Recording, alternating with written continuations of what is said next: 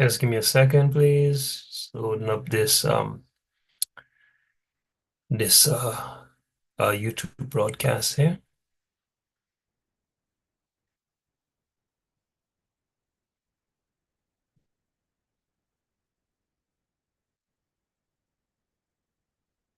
All right, got that going. Um, excuse me.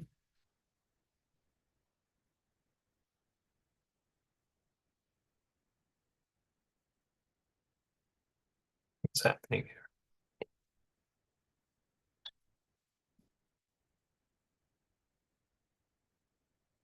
Shalom, shalom, the house of Israel. Hey, it's another beautiful evening. It's about to come in.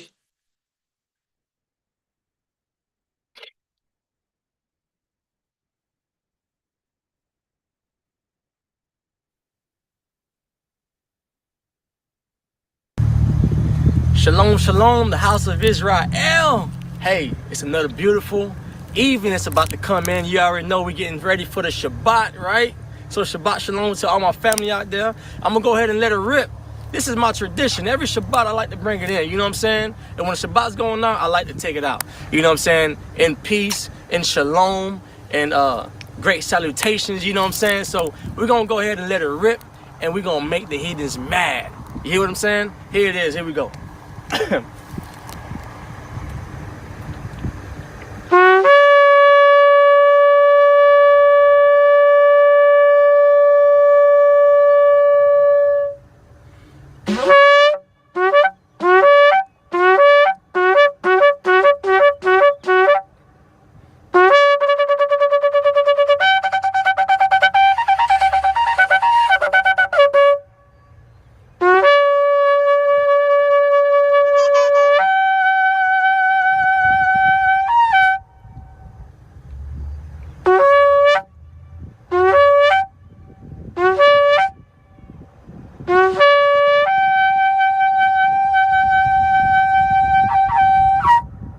Shabbat shalom, the king is coming.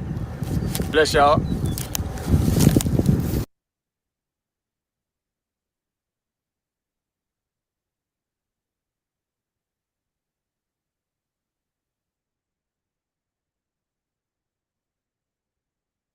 Yeah, Shabbat Shalom. The king is coming. Let's see how this is here. Oh, go with that. All righty. All right. Saba, can you open up in a word of prayer, please?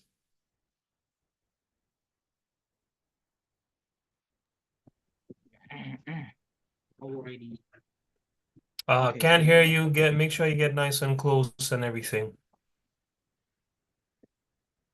So men uncover your head, women uncover your head. Let's all face Jerusalem, which is southeast of Toronto.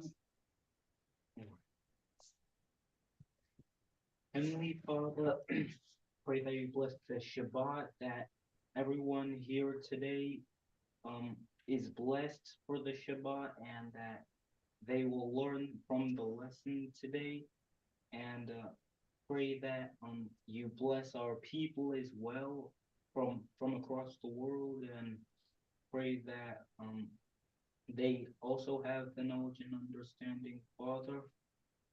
Pray that you bring down our enemies and the angel that hate us, and I also pray that the Sabbath will be a holy one, and it shall be a day of rest, so no one should do any servile work, and that they that we come together as a nation and celebrate your word, Father. Pray this in Yahushua's most holy name. Hallelujah. Hallelujah. Hallelujah. All right. All right. So let's see here.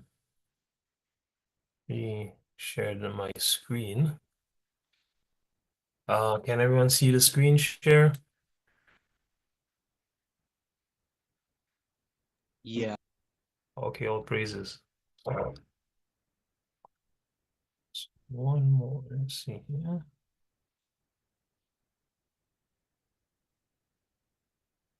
All right. So Last week, we looked at how, Paul was the messenger to the Gentiles, right? That's what the scriptures teach.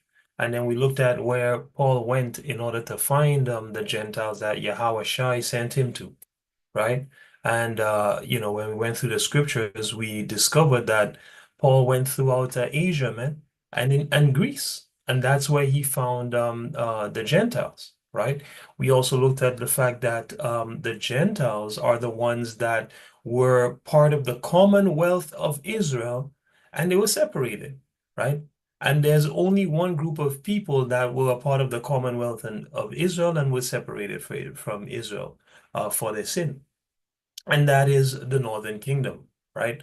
The so-called 10 tribes of Israel, right? It's really nine because, um, the tribe of Levi was actually exiled from uh, the Northern Kingdom, and they came and joined themselves unto Judah and dispersed themselves among Judah. But yeah, it's actually nine, but for the sake of I guess simplicity, most people know it as the 10 tribes, so we're going to talk about them for a little bit at least as the 10 tribes, which we've been doing, right? But today, we might get a chance to actually show you that it was nine, and then from then on, we can sort of refer to it as that. We may or may not get to it. In any case, it's in the supplementary notes, and you can always go look at it yourself right here at the top of the supplementary notes. You can look at it for yourself. The Greek actually says nine, but because the heathen don't understand the scriptures, they just went ahead and changed it and thought it was a typo or something, and put 10 when in fact our brother knew that it was nine tribes, right? In any case, that's what we looked at last week.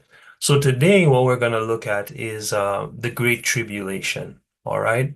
Again, we're trying to prove that the 10 tribes were never lost. Knowing that Paul went to the 10 tribes and preached to the 10 tribes in Asia and in Greece, and that the seven churches were made up of all 12 tribes of Israel, in the book of Revelation, we now to I be able to accurately identify who these people are today, we're going to look at what the scriptures refer to as the Great Tribulation. Because according to the scriptures, this is a defining um, age, okay, time period in the life of the Israelite nation. And so once we can identify um, what this great tribulation is, that'll give us solid evidence directly from the scriptures, showing, exactly who these people are, right? Because they would have gone through the great tribulation, right? So for that, we'll start in Revelation 7.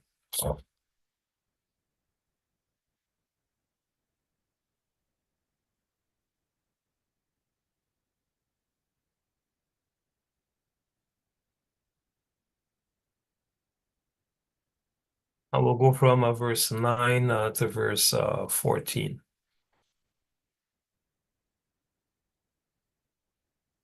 Saba, can you get this one? Actually, who do I have for reading today? I'm here. Alrighty. Actually, can you get that first one there then, Sister Kira? Anybody else we have for reading today? Kara, are you able to read? Yes. And by the way, Sava is here. All right, all praises. Just give me a second. I'm pulling up my notes here on the side just to make things a bit easier. Okay, here we go. All right, so let's go from verse 9 and we'll go to verse 14. I may stop you along the way. Okay, so we're talking about the Great Tribulation, which is a defining mark of the children of Israel, right?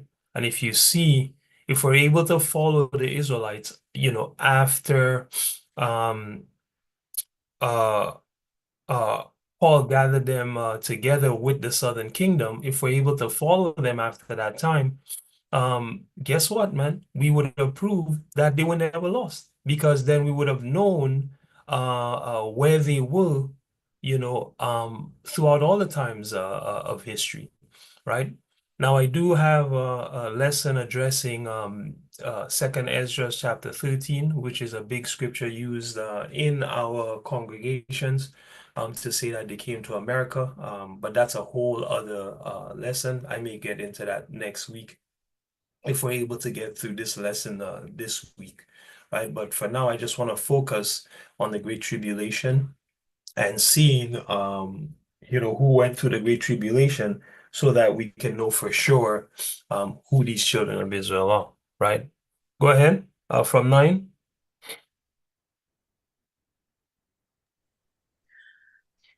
After this I beheld, and lo, a great multitude, which no man could number, of all nations, and kindreds, and people, and tongues, stood before the throne, and before the Lamb, clothed with white robes, and palms in their hands. So stop right there. Let's just go real quick to Revelation 5 and 9, right? As well. Let me show you guys something. In Revelation 7 9, it said, a great multitude that no man could number came, it says here, of all nations, right? But yet in Revelation 5 9, it says, and they sang a new song, worthy are you to take the scroll, open its seals, because you were slain, and by your blood you purchased for God those. Sorry, this is the Berean, which of course Christianizes the scriptures even more than the King James does in particular points. But I'll read here, you'll get a more accurate sort of reading. And we already looked at this before in previous probably chapters of this teaching, but definitely in previous lessons we have looked at Revelation 7 9 and 5 9. But for the people who are new, just to show you that it says out of all nations in one place, and then in another place it says of all nations. So which one is it? Is the Bible chock full of contradictions? Well, no. All that's being done here is the Christianizing of the Word of God. As we saw, in previous studies, this word has nothing to do with anybody except the so-called Negroes, man, who are the biblical Israelites. You understand? And so, in an effort to include other people, they switch up certain details. But the Most High already told you if you switch up anything in these scriptures, He's gonna destroy you, man. Right? So these people are already sealed to destruction, and they're just trying to take you down with them. So let's read here in Revelation 5 9. It says, and they sang a new song, saying, Thou art worthy to take the book and to open the seals thereof, for thou wast slain and hast redeemed us to God. And remember, it says redeemed, right? Us to God by thy blood. Where did we come out of? Out of every kindred, tongue, people, and nation. Okay, God's people came out of. Okay, they're not of all nations. So read 9 again and you'll see. And we'll prove as we go throughout that it's impossible for it to have uh, said of all nations, right? Which we've probably proven already, but hey, we beat this thing to death, okay? Because there's always new people watching that need to know that religion is lying to them, right? Chiefly Christianity. They're all lying, and Christianity is the absolute worst, right? So go ahead, Sister Kira. After this, You kind of broke up there a bit. We lost you on the volume. Okay, Sabs, can you take over, please?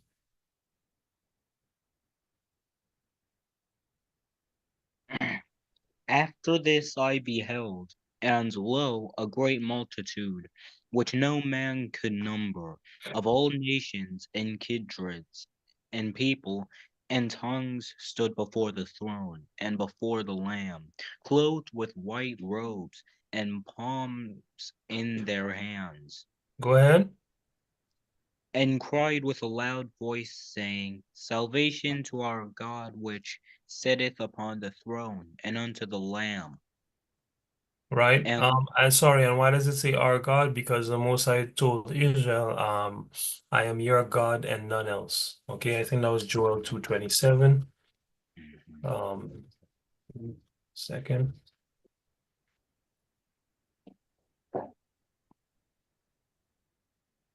As my people shall never be ashamed. 1 second.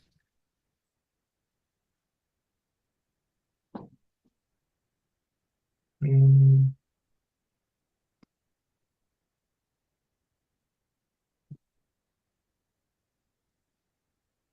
1 sec.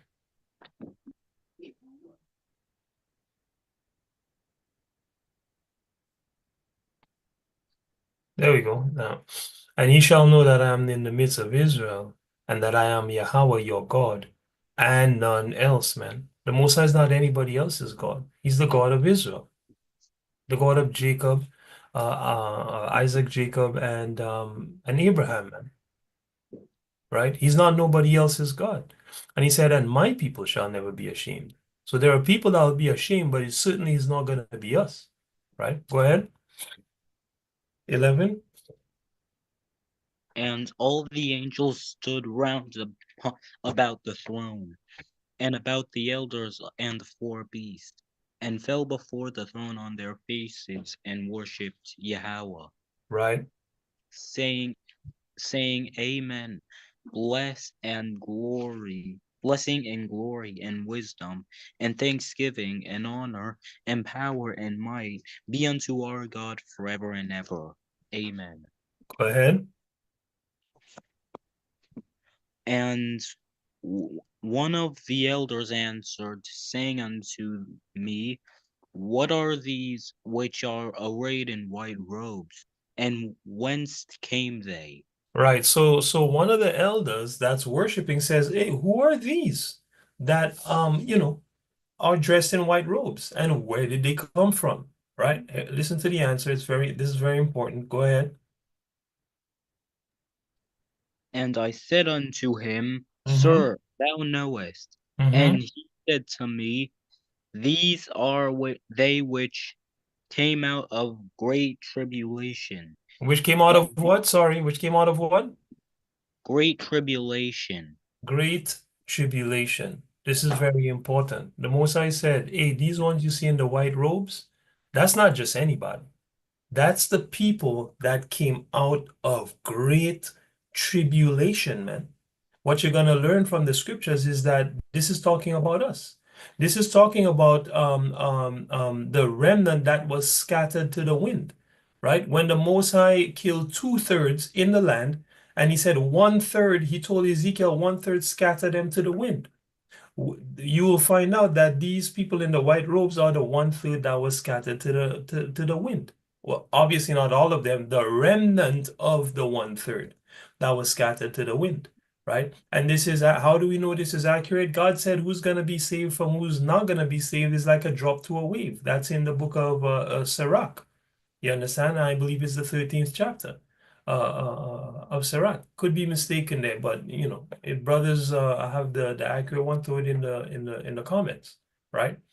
Um, so you say these are the people that came out of great tribulation, all right? And we're gonna see what that great tribulation is, so that you know beyond the shadow of a doubt, hey, it's the Negro that came out of great tribulation and nobody else, man.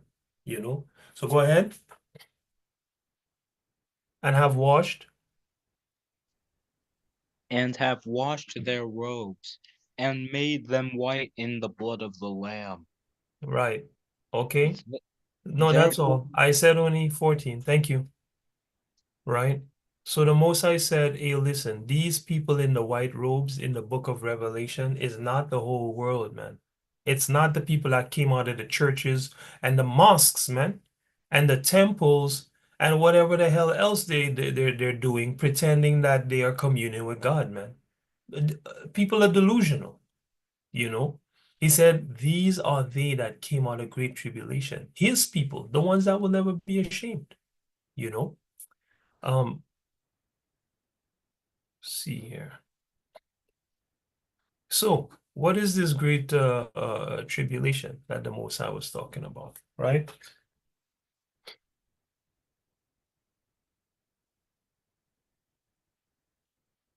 Just bring it on. Yeah, so what is the Great Tribulation?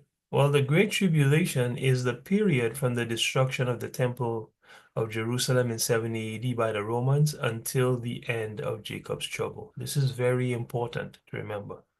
The Great Tribulation is the period or the time from the destruction of the temple in 70 AD. Okay, because that's when the Most High scatter all Israel into essentially all the world, right? Um, for them to go and be punished, man, right? Get out of the damn land because you guys can't get it right. Let the land rest and have her Sabbaths, right? This is the beginning of the Sabbaths of the land. The Most High kicked the whole nation out of the land, right? So it's the time between the destruction of the temple in Jerusalem in 70 AD by the Romans until the end of Jacob's trouble, all right, which is a time that is coming upon us um, swiftly, right? The Great Tribulation includes expulsion edicts, papal bulls, the Spanish Inquisition, the transatlantic slave trade, Jim Crow, the crack epidemic, the homosexual epidemic, the current homosexual epidemic in our community, and the upcoming Jacob's trouble. Okay, and that's just to name a few. There were many other uh, uh, uh, periods, right? Short periods in which our people were oppressed, tortured, enslaved between 70 AD and now, man. But these are just a few of the main ones, you know. Um, so the Great Tribulation includes these things that I just mentioned, right? Most, if not all, these periods are specifically mentioned in the Bible, man, right? The Most High talks about, things that's gonna happen to the Israelites that never happened to anybody else in the whole entire world. Wickedness, right? That happened to us that never happened to other people. That happened in the Spanish Inquisition when they had torture devices to just inflict as much pain and agony as possible to get Israelites to admit that they were Christians worshiping Jesus Christ, man, who is the damn beast. That's the image of the beast, man. Serapis, if you will, right? Um, so the Bible talks about um wanting to go into a city and not being able to go into a particular city, right? Um, these things happen with the expulsion edicts, you know, and so on and so forth, man, right? So, although most of these are, if not all of them, are mentioned in the Bible, I'm gonna just highlight the desolation of Jerusalem, the transatlantic slave trade, and Jacob's trouble, right? To show what exactly the Great Tribulation is. All right. So let's go to Matthew 24.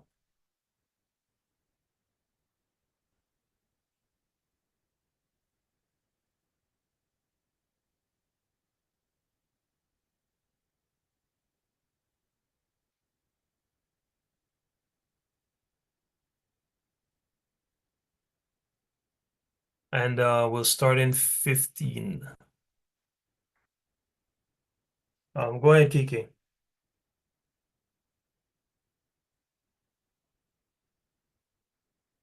So the first thing we're going to look at in the Great Tribulation is the desolation of Jerusalem by Rome.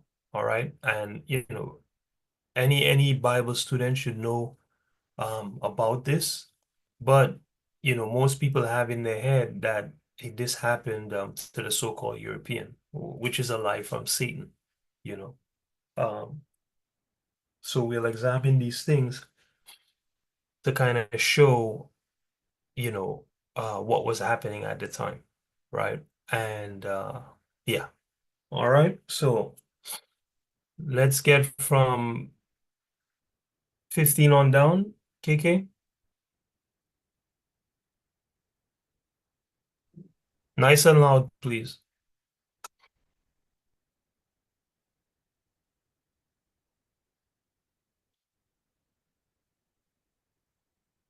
Can't hear you if you're speaking.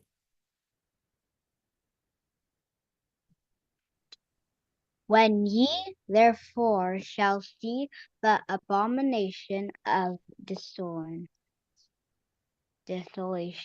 spoken of by Daniel the prophet, stand in the holy place.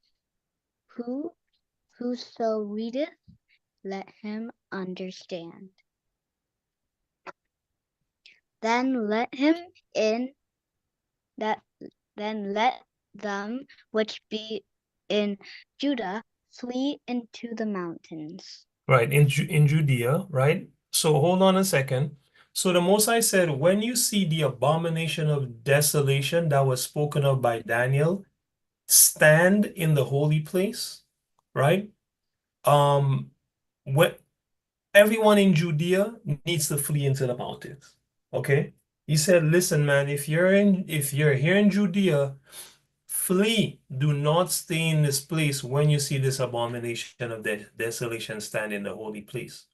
The reason he put in the bracket, whoso readeth, let him understand, is because this abomination of desolation is a riddle, man. It's a dark saying. You understand? And the Most High expects the person that readeth, i.e., the person that study the Bible, to know exactly what he's talking about when he say, "Hey, when you see the abomination of desolation stand in the holy place, you need to get the hell out." Okay, what he was talking about is when you see these Edomites, okay, stand in the holy place, okay, you need to get out of the country, okay? Get out of Judea, man, okay? Because these guys are about to absolutely destroy this place, right? And we'll prove that with the scriptures that that's exactly what it was saying. Go ahead, verse 17. Let him which is on the housetop not come down to take anything out of his house. Right? Neither let him which is in the field return back to take his clothes. So this is how crucial this was. The Most High said, listen, man, just get out. If you haven't packed, then now's not the time to pack. Now's the time to go, right? Go ahead. And woe unto them that are with child, and to them that give suck into those days. Right. So if you're raising a small child, the Most High said, when these days come, it's gonna be terrible for you, man. Woe, destruction, man. Right? He feel bad for you. It's not gonna be good times, right? Go ahead. But pray ye that your flight be not in the winter, neither on the Sabbath day. Right. And remember, this is Yahweh Shai talking, right? Yahweh Shai is talking and telling the Israelites, prepare for the abomination of desolation to stand in the holy place, okay? Or rather, he's saying when you see it stand in the holy place, get the hell out of Judea, which is the southern kingdom. Go, right? And he said, pray that you don't have to leave in the winter, man, or on the Sabbath day, right? Because it's gonna be dread and terrible, right? Now, 21 has a key in here. Go ahead. For then for then shall be great tribulation, such as was not since the beginning of the world to this time. No, nor ever shall be. So there you have it.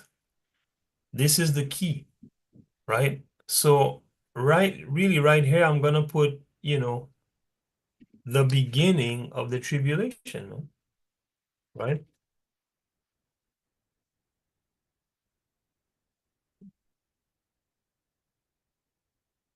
You know, the beginning of the great tribulation, right? Because that's what the Most High is showing us here, you know. He said, then shall be great tribulation. When? After the abomination that maketh desolation stand in the holy place, there's gonna be a great tribulation like you Israelites never seen ever before.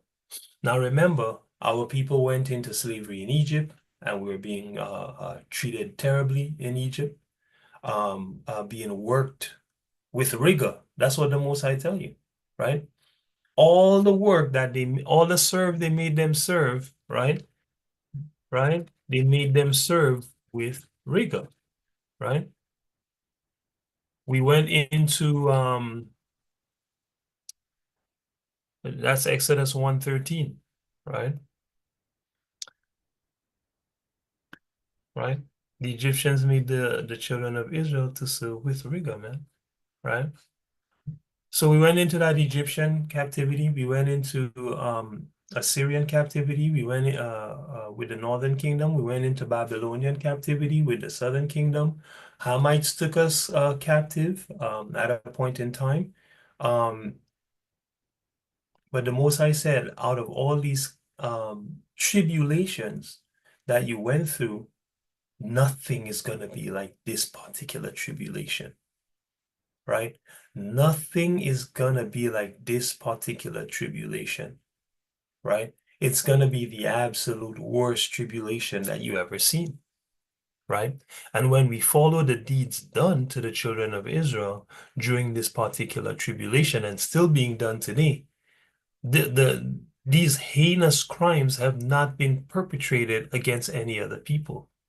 Okay, this is the worst any group of human beings have ever been treated throughout all time, right? And are still being treated, right?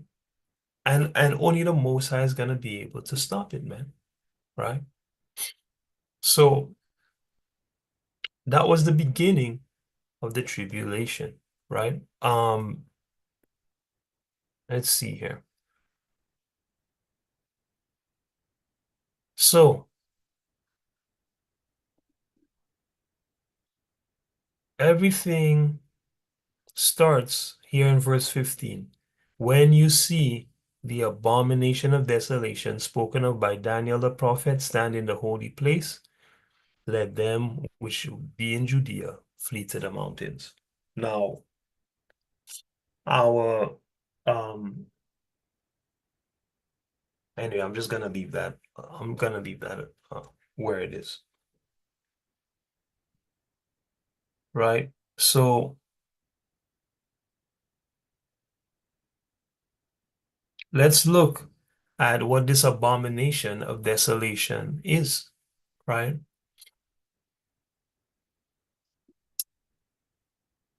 Let's go to Daniel 9. I will read 24 to 27.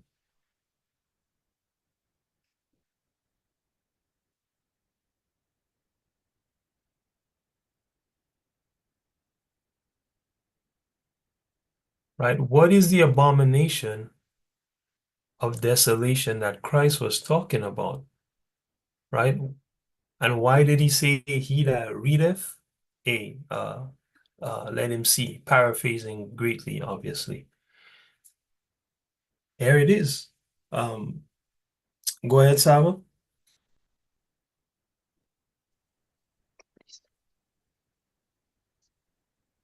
70 weeks are determined upon thy people and upon thy holy city to finish the transgression and to make an end of sins and to make reconciliation for iniquity and to bring in everlasting righteousness, and to seal up the vision and prophecy, and to anoint the most holy. Right. So Yahweh, the Most High is saying, listen, 70 weeks are determined upon your people, for essentially Yahweh Shai to reunite the northern and southern kingdom. All right. Under um grace, under his blood, under faith in him, for the forgiveness of sins, man. Right? As opposed to having to go do animal sacrifice for the forgiveness of sins. Okay. Go ahead. Know therefore and understand that from the going forth of the commandment to restore and to build Jerusalem unto the Messiah, the prince shall be 7 weeks, Mm-hmm. the 62 weeks. Mm-hmm. The street shall be built again, and the Mm-hmm. wall even in troublous times. Go ahead. After 62 weeks shall Messiah be cut off, but not Mm-hmm. for himself. And the people of the prince that shall come shall destroy the city and the sanctuary, and the end thereof shall be with a flood. And unto the end of the war desolations are determined. So what's determined after Yahushua dies, right? And the people of the prince come and destroy the city and the sanctuary, right? He said, what is determined? Desolations are determined. Desolations. And then we just looked at Matthew um, uh, 24, where it tells you that when you see the abomination that maketh desolate, or the abomination of desolation stand in the holy place, flee, man. Daniel already saw this. He said, Yahushua gonna die for the people. And then he says the people of the prince gonna come and destroy the city and the sanctuary. Who is he talking about? Well, the history books tell us that this is Rome that destroyed Jerusalem in 70 CE, man, or 70 AD, you know.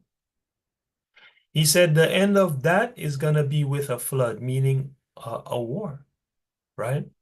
And he clarifies and says, until the end of the war, what is determined? Desolation. See that? Desolation. So the abomination that caused the desolation is who?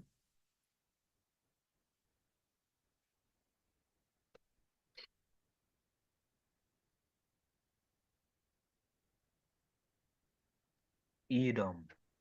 Edom. That's right. The Edomites are the abomination that caused the desolation, man. Because it's them that destroyed the Most High Holy City. Because Rome is of Greece and Greece is of Edom. The Edomite, man, is the abomination that caused that desolation. Now, this happened during the time of the Maccabees, right? Giving you another clue again, which is why Yahushua said in Matthew, he that readeth, I gotta bring it up. It's very important.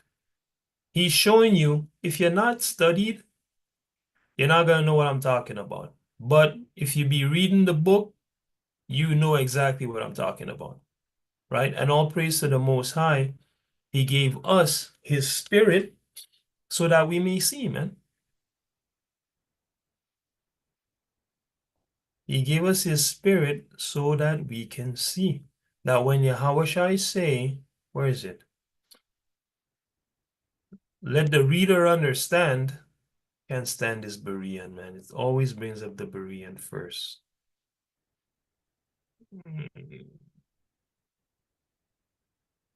When ye therefore shall see the abomination of desolation spoken of by Daniel the prophet, and stand in the holy place.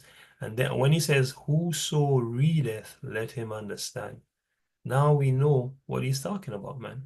It's who study, man. And who study will know the abomination of desolation are the damn Edomites, you know. Read 27, please. And he shall confirm the covenant with many for 1 week. And in the midst of the week he shall cause the sacrifice obl- and the oblation to cease. So And stop right there. Stop right there. This is exactly what I said to you guys earlier. In the middle of the week, okay, Yahushua is going to die. Okay, remember he gave himself for the people. It says he was gonna be cut off, not for himself. In the middle of the week, what's he gonna cause to stop? The sacrifice and the oblation. Now the Christian and the Christian church tell you that the law is done away with, right? Trying to put away the whole law of the Most High, when Christ himself said you didn't come to destroy the law, not one jot or tittle, but to fulfill it. The law was not done away with. What was done away with is the sacrifice and the oblation. Very specifically, Daniel tell you here, the sacrifice and the oblation shall cease in the midst of the week. Okay, go ahead. and for the overspreading of abominations he shall make it desolate, even until the consu- Consummation, consummation, and that determined shall be poured upon the desolate. all praises, right? So it says, listen, man, the Most High at the end of the day, gonna make uh Judea desolate, man. Jerusalem and indeed all Judea, which we know from Matthew 24, right? The Most High gonna make all of it desolate, even until what? The consummation, right? And then he said, the thing determined is going to be poured out upon the desolate. What is this thing determined, man? The great tribulation. That is the thing determined. The consumption of the Israelites, man. The great tribulation that a third of Israel must go through in order to make it to the kingdom, man. You know. Um. Okay. Let's um. Let's look at the first um abomination of desolation, right? Which our brothers and sisters would have had access to these writings so that they could determine. So they had precepts too, man. They had the book of Daniel and they had the accounts of the Maccabees, right? To be able to see what Yahweh was talking about is the coming of the Edomite, man. Say, when you see these Edomites stand in the holy place, get the hell out, man. You know? Because it had happened already by the time he had arrived, right? And remember, the scriptures tell you the Most High require that which is past. So everything is cyclical until the cycle is broken by the Almighty, right? Which is why he says there's nothing new under the sun, right? Okay. Um, Second Maccabees, chapter 6. I will read verse 2 to verse 9. See if we can get Second Maccabees here.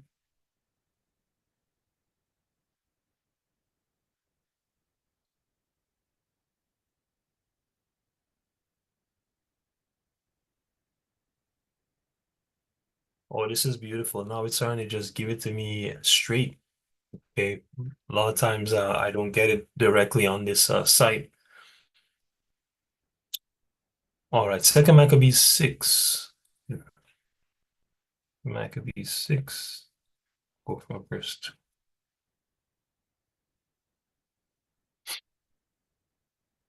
All right. Who's on this one?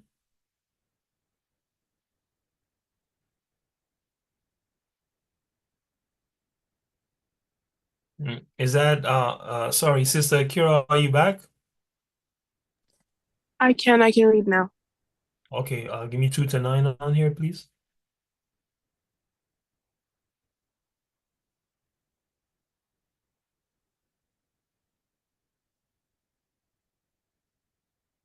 Not hearing you. Can you hear me now? Yeah. Okay. And to pollute. Sorry, go from one. Go from one. Okay.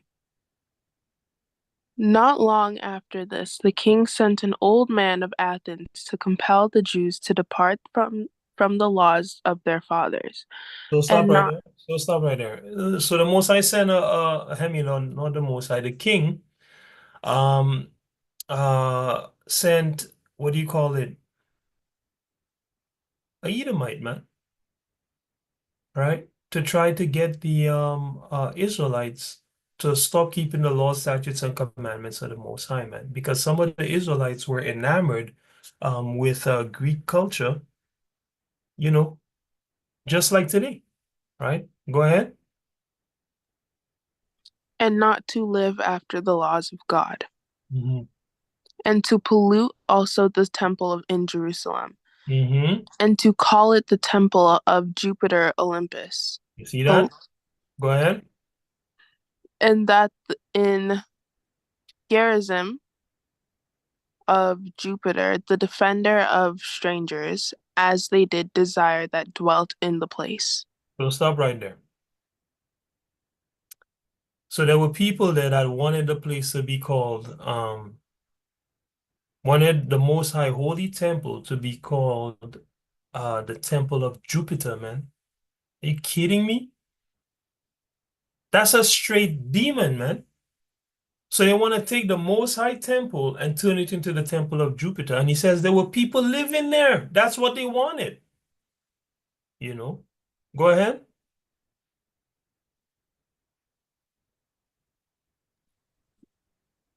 The coming in of this mischief was sore and grievous to the people, Hmm. for the temple was filled with riot and reveling Reveling. Hmm. by the Gentiles, who dallied with harlots, Hmm. and had to do with women within the circuit of the holy places, Right. and besides that brought in things that were not lawful. Yeah, so stop right there. So, I mean, these guys are, in the courts, in the temple courts, dealing with prostitutes, man, right? And doing God knows what in the temple courts, man, and the walls around it. Just utter disrespect to the temple of the Most High. Really just trying to turn it into the temple of Jupiter Olympus, man, which is just another code name for Satan, you know. Go ahead. Five.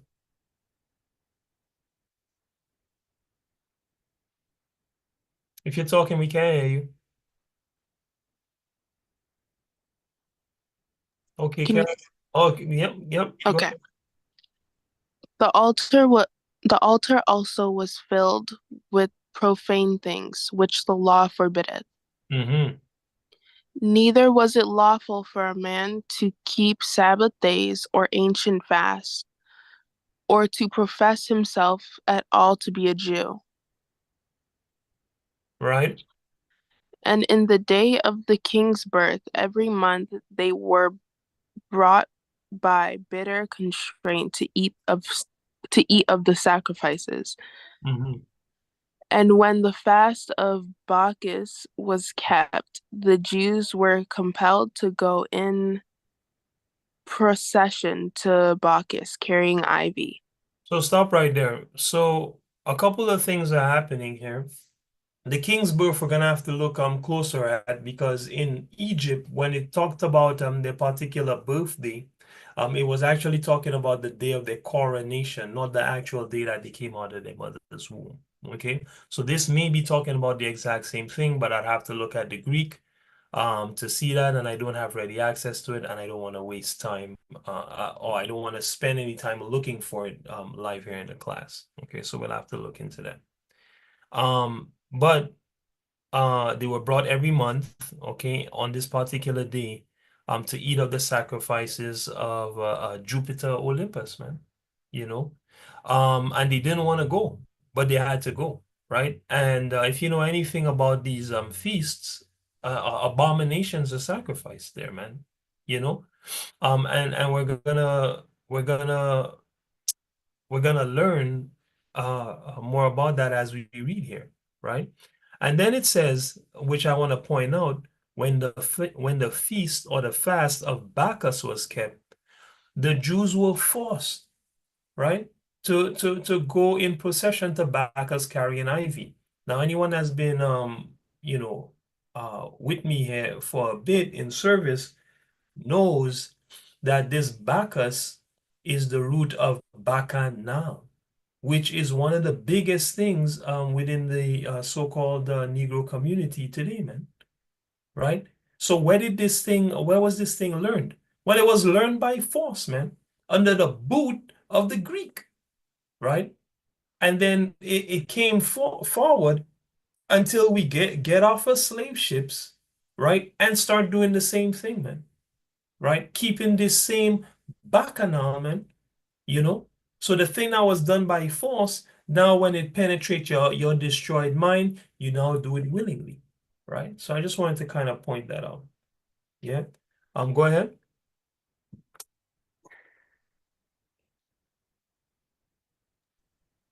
Moreover, there went out a decree to the neighbor cities of the heathen by the suggestion of,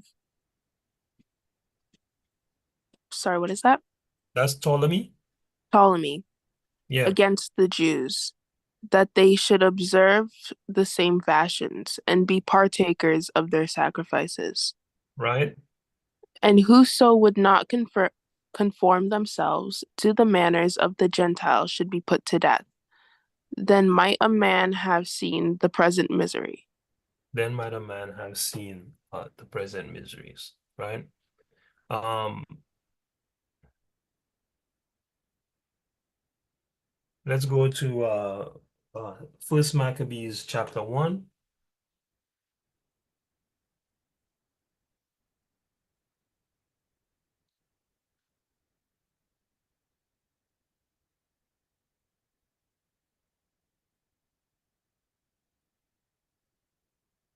And we'll read 51 to 57. Let me get that, Sava.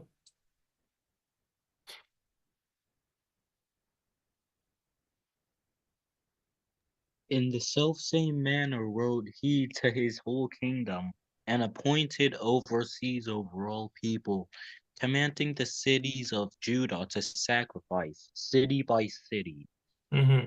They many of the people were gathered unto them, to wit everyone that forsook the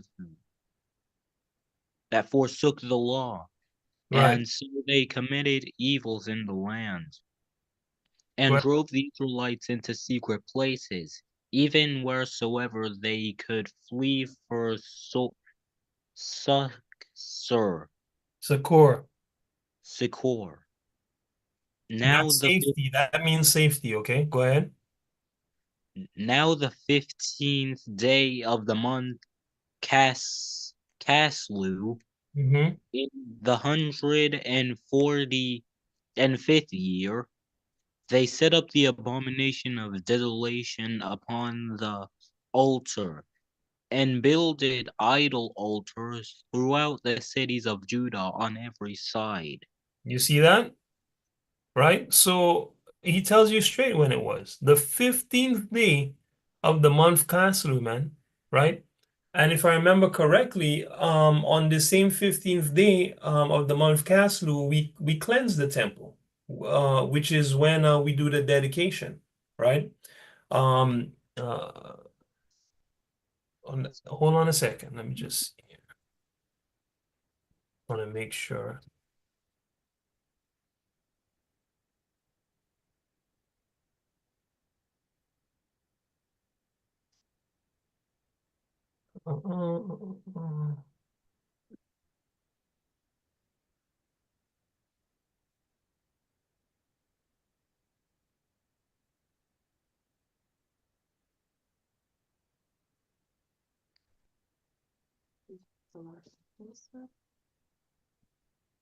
Yeah, so it is the dedication. All right. Huh? Why does it say 25th day here?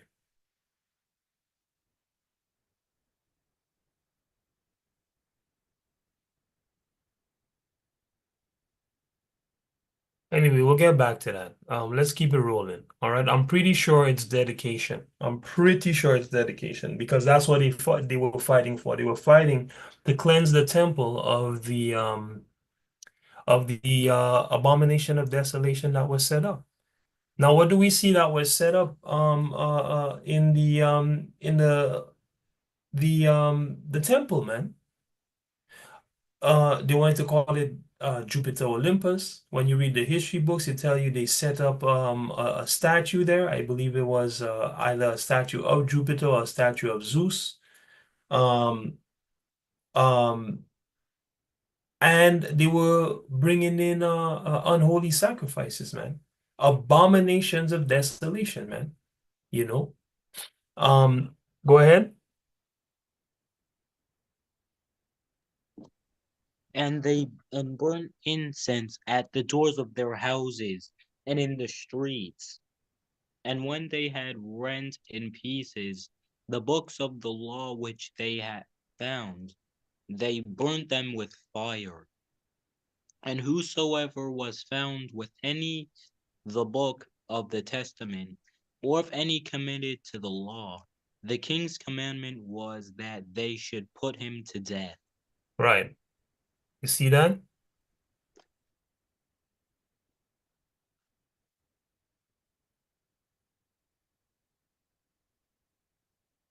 Now I want to go, I think it's to First Maccabees chapter 2.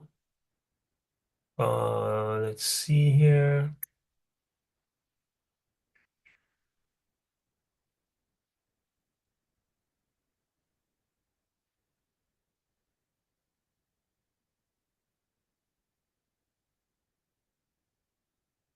I wanted to show you guys where it says that they were sacrificing swine's flesh. One sec.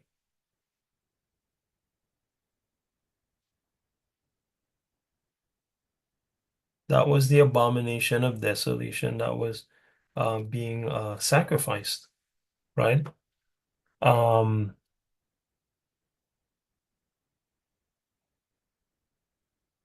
so you have the false god set up. You have the false god being set up by the Edomite, who is the nation of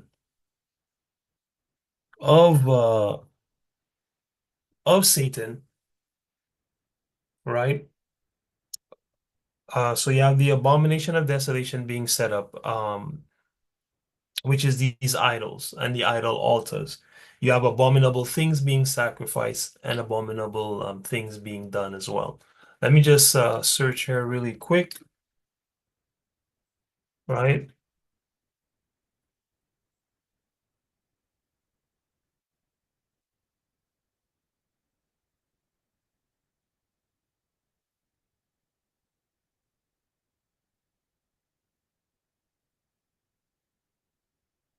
Swine's flesh apocrypha. It should be in.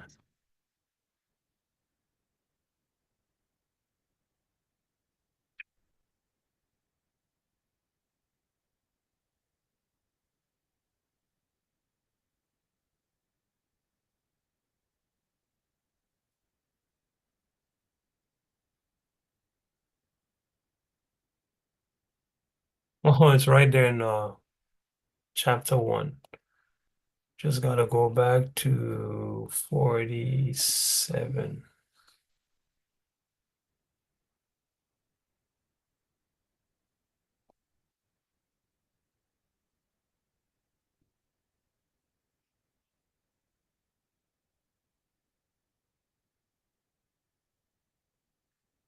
All right, let's get 44 to 47.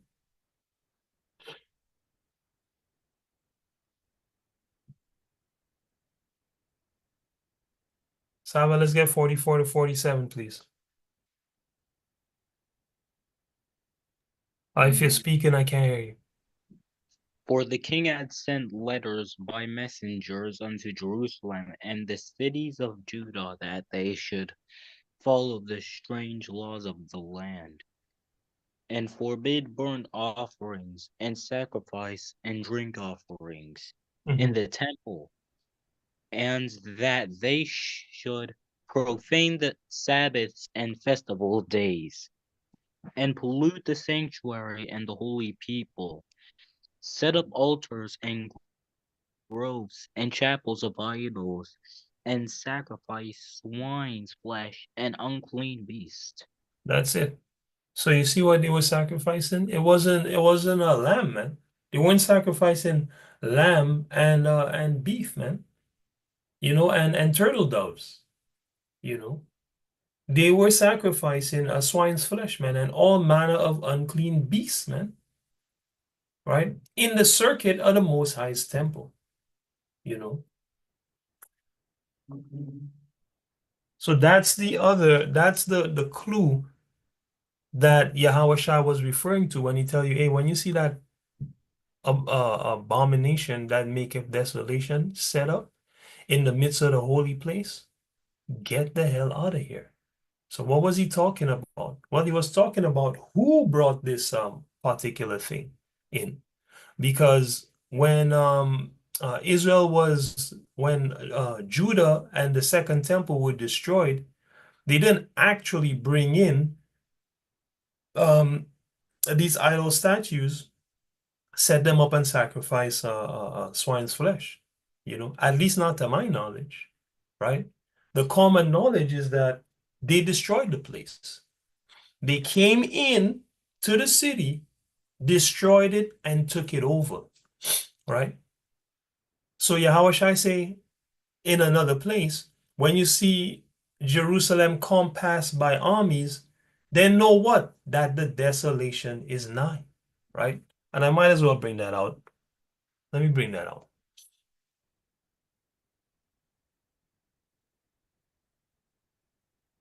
That's a good one to add there, right? Luke 21.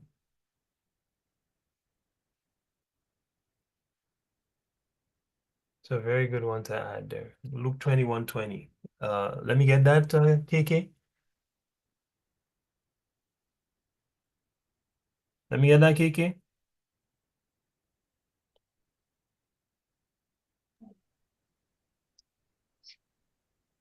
And when ye shall see Jerusalem compared with armies, Compassed, meaning surrounded. compassed with armies, then now that the dissolution thereof is nigh. Then know, so Yahweh Shai said, when you see Jerusalem surrounded by armies, then know that the desolation is nigh. See that? So we were looking at this abomination that makes desolation, right? Why would he say when you see Jerusalem surrounded by armies, know the desolation is nigh? If the abomination of desolation was talking about, pigs being sacrificed. I mean, that already passed. That was just the pigs and the unclean beasts being sacrificed in the holy place was a metaphor for and or a record what's the word I'm looking for? A prophecy of the Edomite that would come and set up themselves in Jerusalem after Yahweh Shai died. And I pray that you guys see that clearly. Okay. That's why he says it's only if you read you're gonna understand, right? This was a symbol of the Edomites setting themselves up in Jerusalem, right? That's why he tells you, listen, man, you know the desolation or the abomination that make of desolation is nigh when you see Jerusalem surrounded by armies. That's when you know this thing is close. You understand? So that's pretty plain. Okay. So um the Great Tribulation started with the abomination that maketh desolation. All right. That's what it started with. All right. It continued with many things. Okay. The papal bulls I mentioned, the expulsion edicts I mentioned, and some things I know nothing about, right? But I'll tell you guys, if you research the history of they will call them the Jewish, but we know it's the Israelites, our people.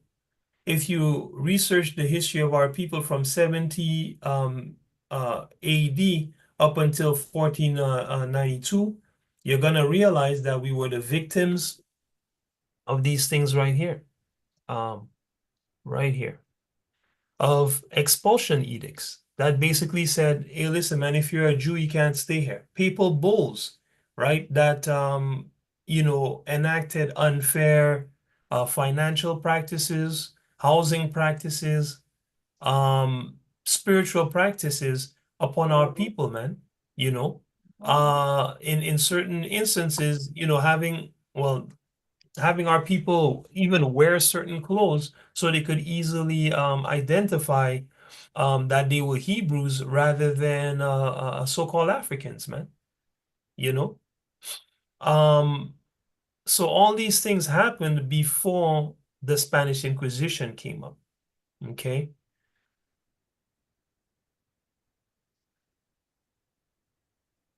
All right. So the abomination of desolation, uh, what did it lead to? Eventually, it led into international slavery, right? And even when our people were, what's the word I'm looking for? Were exiled from the land of Israel, the Romans had already taken some of them for slaves, right? So, this this utter destruction, right? This serving of our enemies mentioned in Deuteronomy 28 started after the abomination of desolation. Okay, and we'll prove that with the scriptures. So let's go to Baruch, right? Let's go to Baruch, chapter 4, and we'll read verse 6. Huh? Right? No. You guys are on. You guys are. You guys need to mute your line. So let's go to Baruch 4.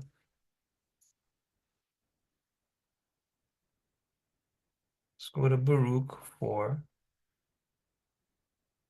and verse 6, right? So, what did the abomination of desolation lead to? Well, it led to international slavery, right? It led to international slavery, family, right? Let me get this, KK.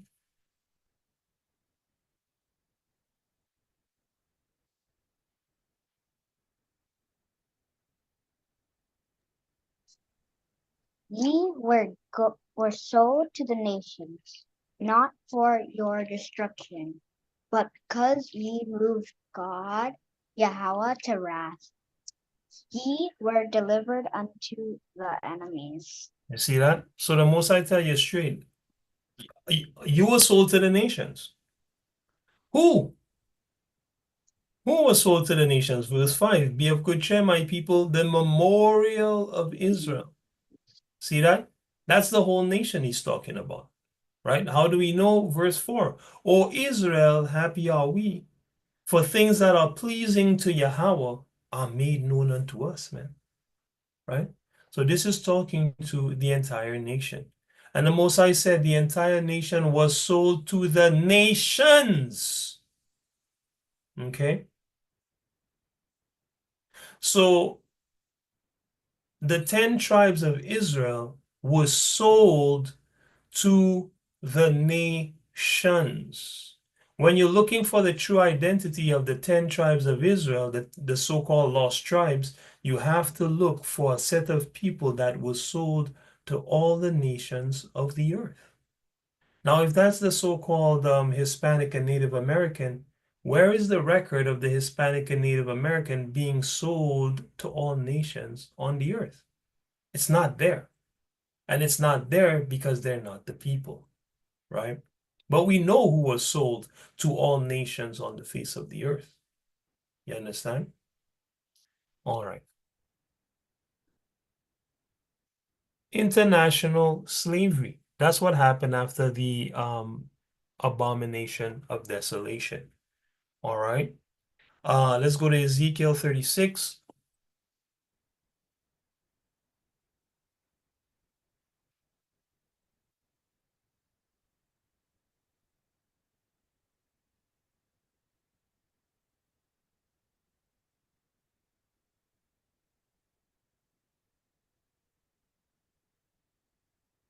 And we'll read from 18 to 23.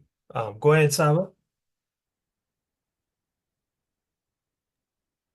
Wherefore I poured my fury upon them for the blood that they had shed upon the land.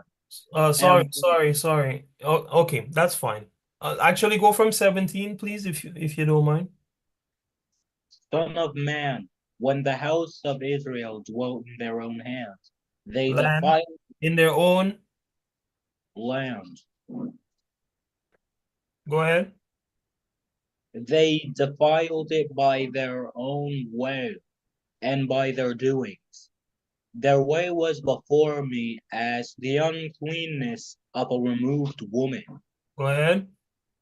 Wherefore I poured my fury upon them for the blood that they had shed upon the land, Mm-hmm. and for their idols wherewith they had polluted it. Right. And I scattered them among the heathen, Wait, and wait, gave hold on. And what happened? and I scattered them among the heathen. So they didn't go with a year and a half journey on a boat. Yahweh scattered them amongst the heathen, man, in slavery. That's how he did it. He told you in Baruch, I sold you to the nations, man. Not for your destruction, but because you moved me to wrath. And this precept here tell you, hey, the Most High scattered them, man. Go ahead. And I and they were dispersed through the countries. According to their way and according to their doings, I judged them. Go ahead. And when they entered unto the heathen, whither they went, they When profaned, they went, they profaned my holy name. And when they said to them, these are the people of Yahweh, and are gone forth out of his land. you see that? 1 second. So even when they got to where they went, the Most High say they still profane his holy name there, right? So that gets you thinking, what does Second Ezra 13 from verse 39 down really mean, right? Just a thought to keep in your mind, right? Again, I have a whole lesson on this. But it said they profane the Most High holy name there, man, right? Um, why? Because the heathen was saying, wow, these are God's people, yet he had to kick them out of the land. Damn, what's going on here? Right? And look what the Most High did. Go ahead.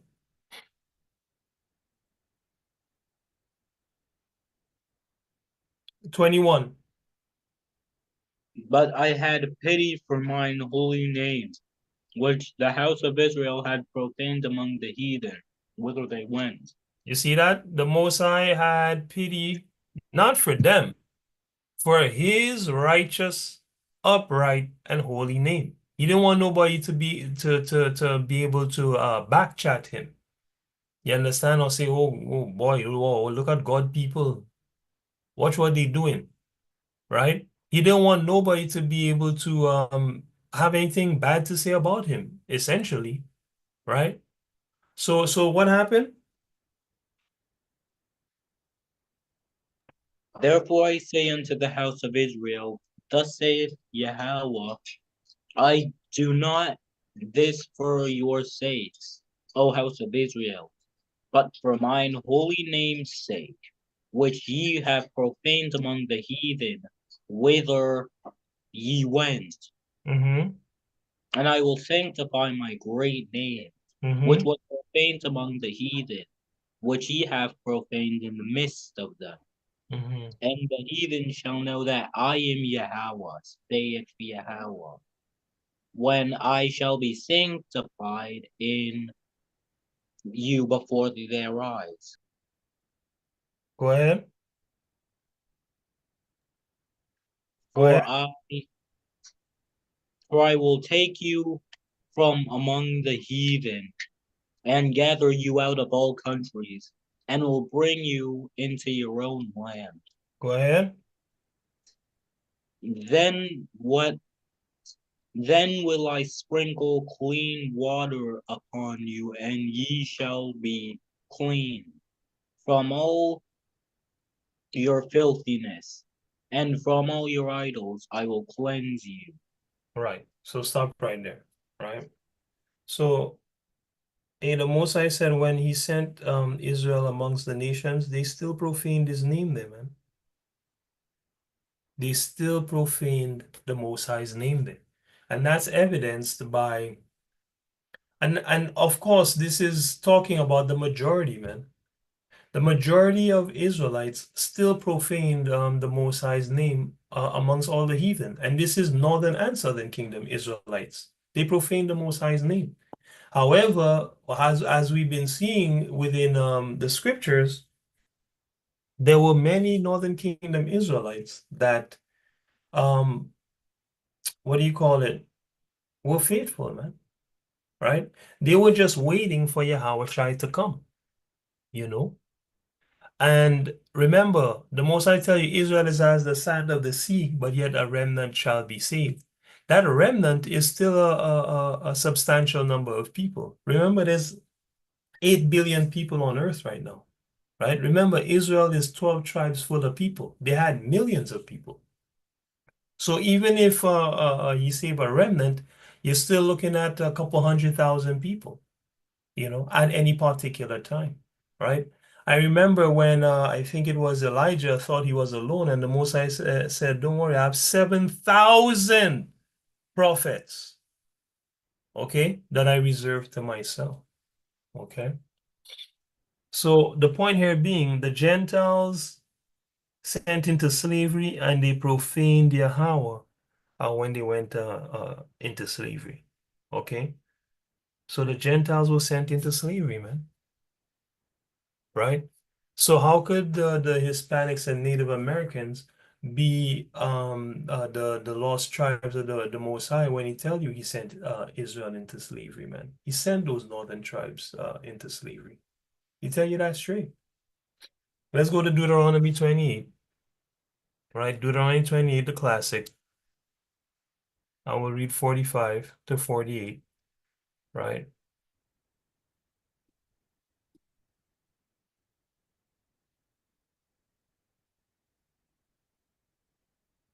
Again, the great tribulation that we're looking at today started with the abomination that maketh desolation.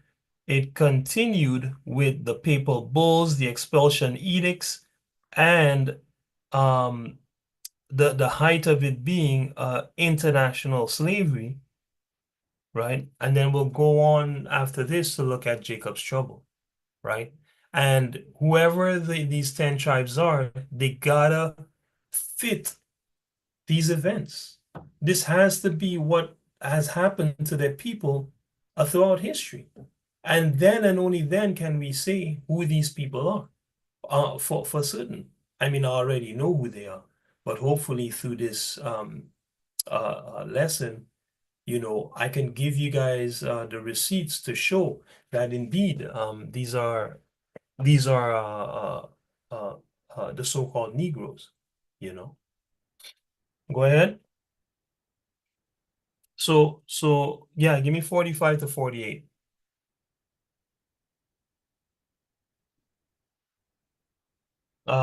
Sister Akira.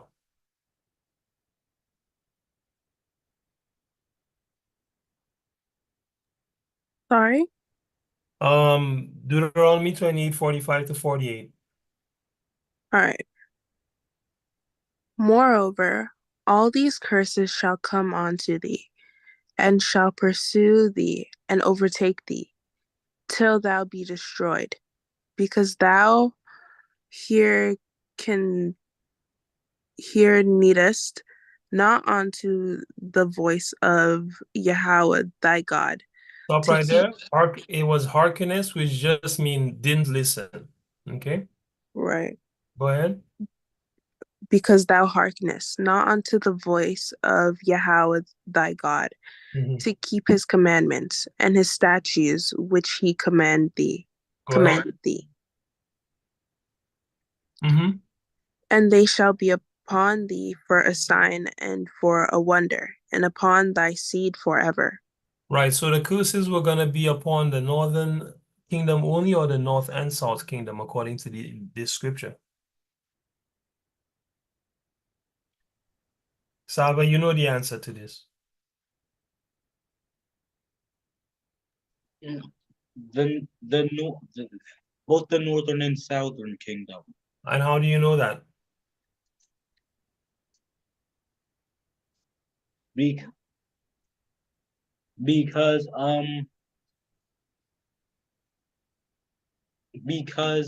Yahweh said the the entire kingdom would be blessed, and the entire kingdom would be blessed if they kept his commandments, and it would be cursed if they didn't.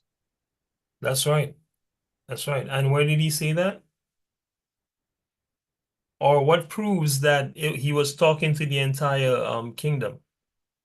What chapter and verses?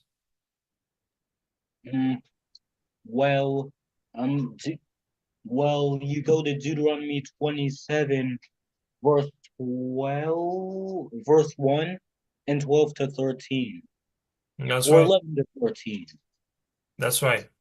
Right? That's right. Right? Because the Most High tell you in those verses that he set up six tribes to bless and six tribes to curse the works of Israel. Right? And so should they accept and do his works, they shall be blessed, meaning all 12 tribes. And they shall be cursed if they don't do it, meaning all 12 tribes. So all 12 tribes would be relegated to the curses that would utterly destroy them. That's how they would be destroyed, by these curses, right? So let's read on from 46 to see, which curses are supposed to come upon all 12 tribes, including these so-called 10 lost tribes. Go ahead.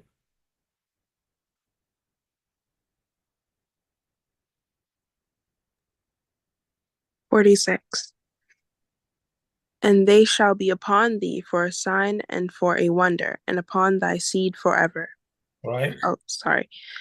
Because thou servedest not Yahweh thy God with joyfulness and with gladness of the heart, for the abundance of all things.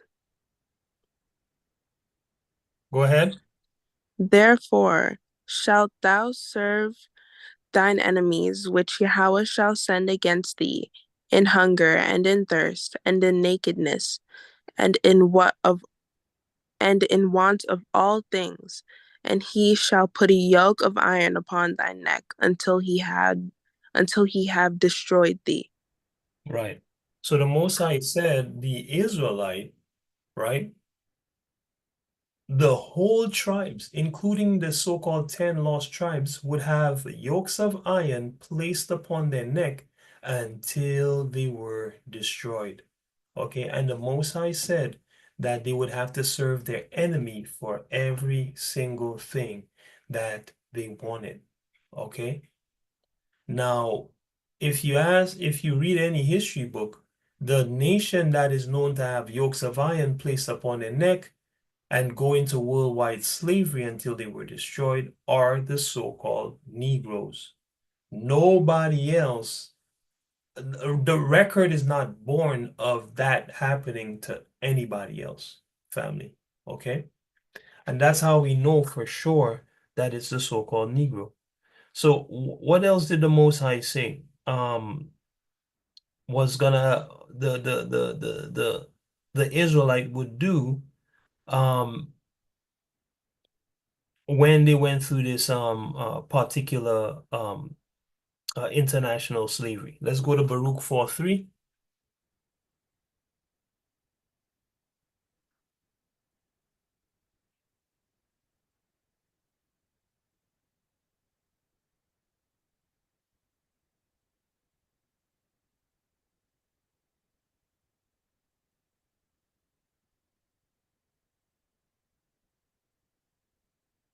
Read that for me, please, Kara. Baruch chapter 4 and verse 3. Give not thine honor to another, nor the things that are profitable unto thee to a strange nation. And verse 4.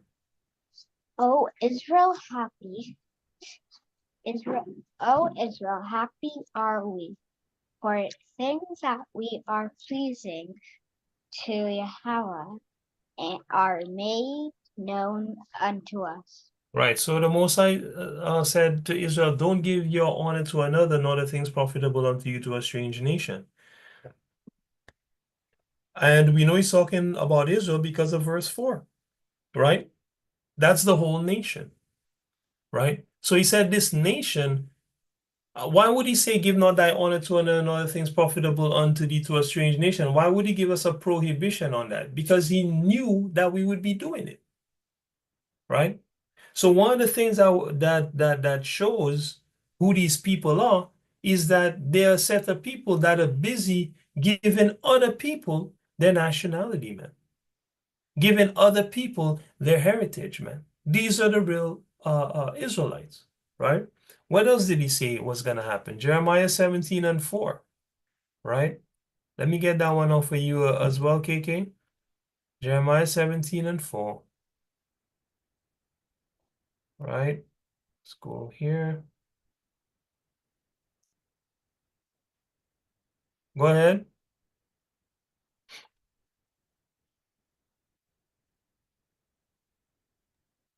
And thou even thyself shalt discontinue from thine heritage that I gave thee, and I will cause thee to serve thine enemies in the land, which thou knowest not, for ye have Kindled, kindled a fire in mine anger, which shall burn forever. which shall burn forever. So one of the other things the Most High said was going to happen is that the children of Israel would forget who they were, man. Right?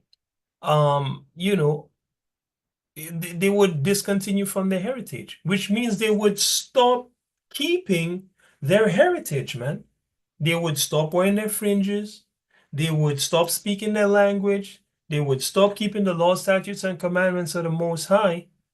Everything that made them Israel, hey, they would stop it, man. But yet, you see the so-called Hispanics and Native Americans, especially the Native Americans, with so-called fringes with a blue border, man. And according to the scriptures, the border is purple. It's not blue. Nonetheless, our congregations try to push that these are the people because they have fringes with a blue border. But the Most High said you were going to forget your heritage. So if you're really the Israelites, what are you doing with fringes and a blue border? No Negro I know before he knew what he was an Israelite was wearing fringes and a blue border, man. All fringes and a purple border. Not a single one. They were wearing baseball caps, a hip hop gear, and you know, dressing like either, uh, what's her name? Lauryn Hill or Lil Kim, man. You know. What else did the Most High say was gonna happen? Let's go to Sirach 13.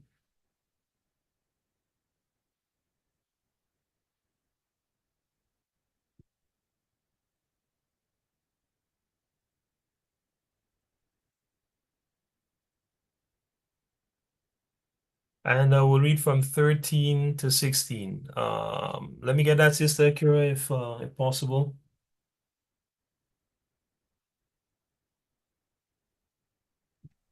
Can you hear me? Yeah, Okay, starting from 13, right? yeah, exactly. From 13 to 16, please. Okay. Observe and take good heed, for thou walkest in peril of thy overthrowing. When thou hearest these things, awake in thy sleep. Stop right there, please. This is very important. The brother said, observe what I'm about to say. take good heed. Why? Because you're in danger of being overthrown, man. Somebody teaching you something that's not true and you taking it on and building your whole life around it and being led to your destruction, right? He said, when you hear these things I'm about to say, wake up from your sleep. And look what the brother said. Go ahead. This is very important, family. I'm gonna pause after Sister Akira reads this for you to consider within your mind what is going on here. Go ahead. Love the Lord all thy life, and call upon him for thy salvation. Right? Every beast loveth his like, and every man loveth his neighbor. Mm-hmm. All flesh consorteth according to kind, and a man will cleave to his like. So stop right there. The brother said, take good heed of what I'm about to tell you. Then he said, love Yahweh all your life, not people, leaders, a teaching style. Love Yahweh all your life. And call on him for your salvation. So if you're confused about anything, ask God. He'll make it clear. Then he says, every beast love his like. Can somebody explain to me what that means? Every beast loveth his like. What does that mean?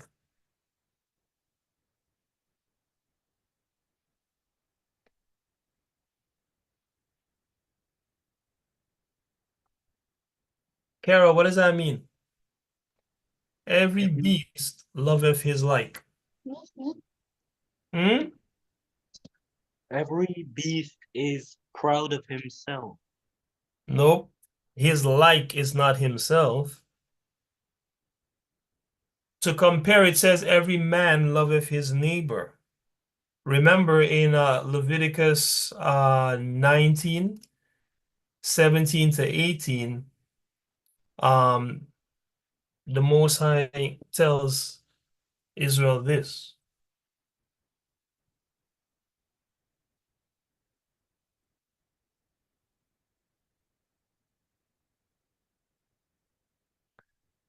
Thou shalt not hate thy brother in thy heart.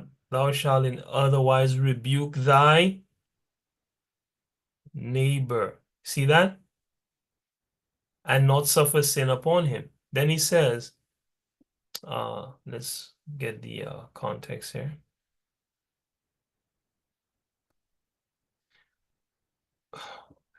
Man, these versions. Then he says, thou shalt not avenge nor bear any grudge against who? The children of thy people. But thou shalt love thy neighbor as thyself. So based on this, who is your neighbor?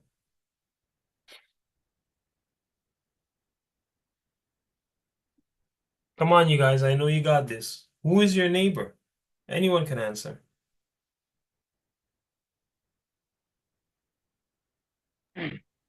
A fellow Israelite. Yeah, and if you're not talking about Israel, which this is not, this particular scripture in Sirach is being more general. It says every beast love his like.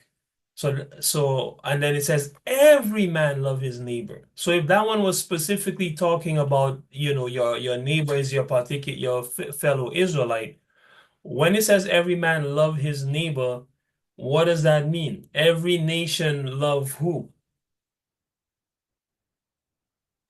God? No, it just said their neighbor. If in Israel your neighbor is your fellow Israelite, in Edom, who's your neighbor? A fellow Edomite. That's right. And in Elam, who is your neighbor?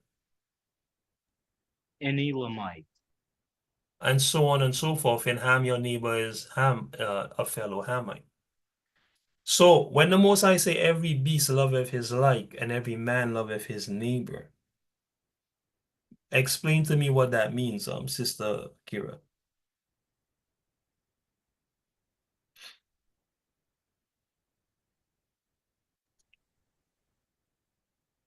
If you got it, if you don't have it, it's fine. Sorry, could you repeat your question? When the Most High say every beast loveth his like, and every man loveth his neighbor, working with the information that we have, that your neighbor is fellow people of your own nation, right? Can you explain what verse 15 is really saying?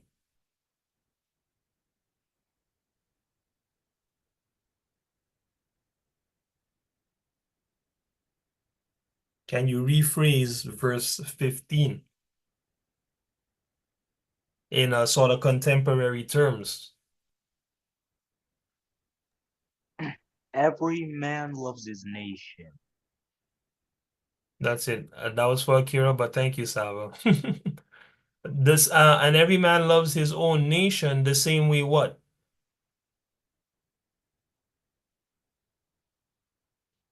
If the same way every man loves his neighbor. No, you're missing the part about the beast. That's the first part of the sentence. Every beast loveth his like.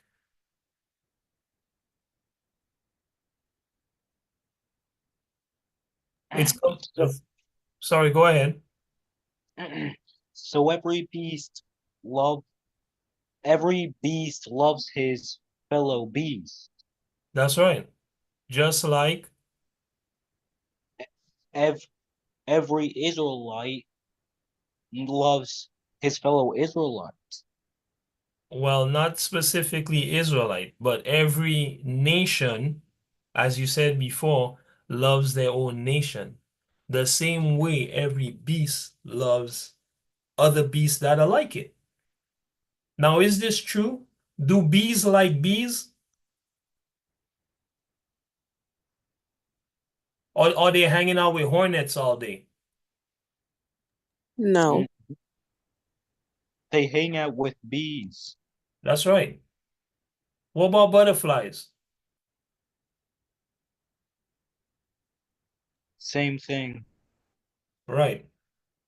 And what about wolves? Do wolves like wolves or are wolves hanging out with deer all day?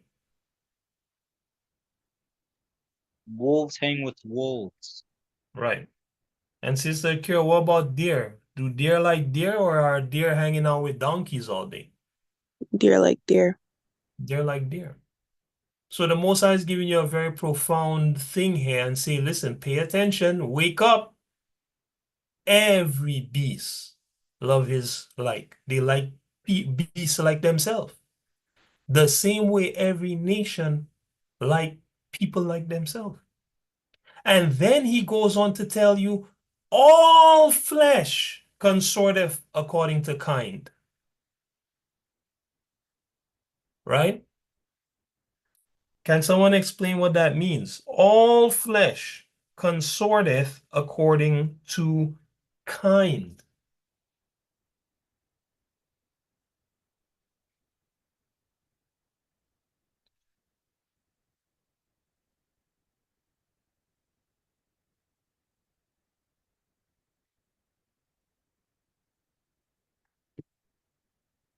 Anyone? So, um, so every man follows its own nation.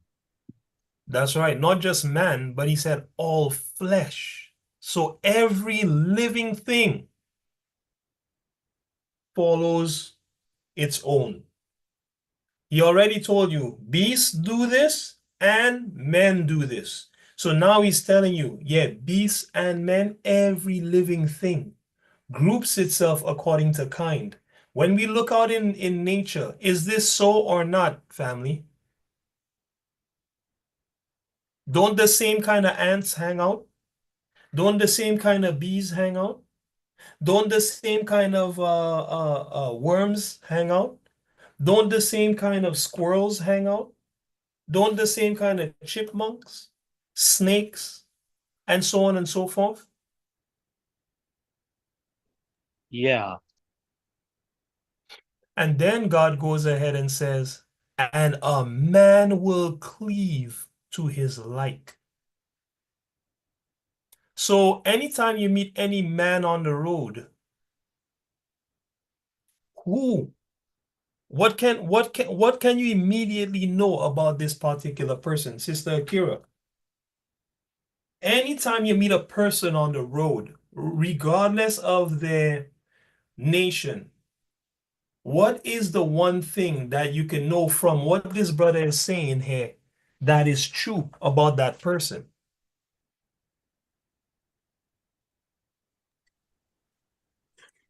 Regardless of their nations, like forgetting race. Yeah, regardless of what nation they're from, Hmm. right? You can know this one thing from what the brother just told us, right? And I'll give you a clue. We could know that their friends, their closest friends and associates are what? If you're following me. Or are like them, like the same nation. Sab, I told you this was for Sister Akira, but thank you for answering. Sister Akira, you catch that? I got interrupted. I didn't even hear your question. Sorry. No, it's fine. It's fine, right?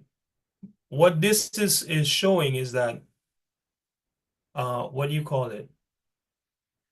Anybody you meet on the road, you can bet your bottom dollar that their associates are mostly people that are them. They are mostly associating with their own people. Anyone you meet on the road.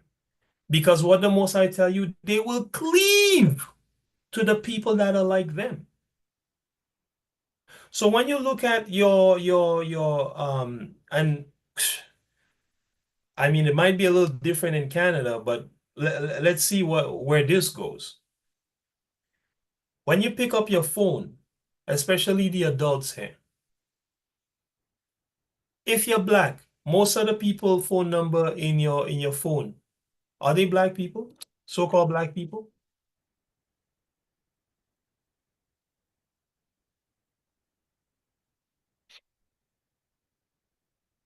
right? Is Sister Rach available? I want to hear from her. No, she's busy right now. Sorry. No problem, right? Um, what about you guys? In your phone, who's mostly in your phone? Is it mostly people that look like you and have the same culture as you or not? And be honest. Well, if you have those kind of friends, then yes.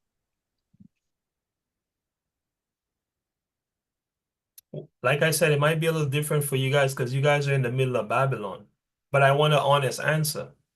Most of the people that you associate with, are they people like you or not? Yep. Who was that, Sister Akira? No. No, that was okay. That was K. Okay. So we got a yes from K. What about you, Simon? Most of the people that No, you associate with, are they Hebrews or would they be people of another nation? other nations. All right. What about you, Akira? People of other nations. And then for you, sister, uh, what do you call it? Sister Kara.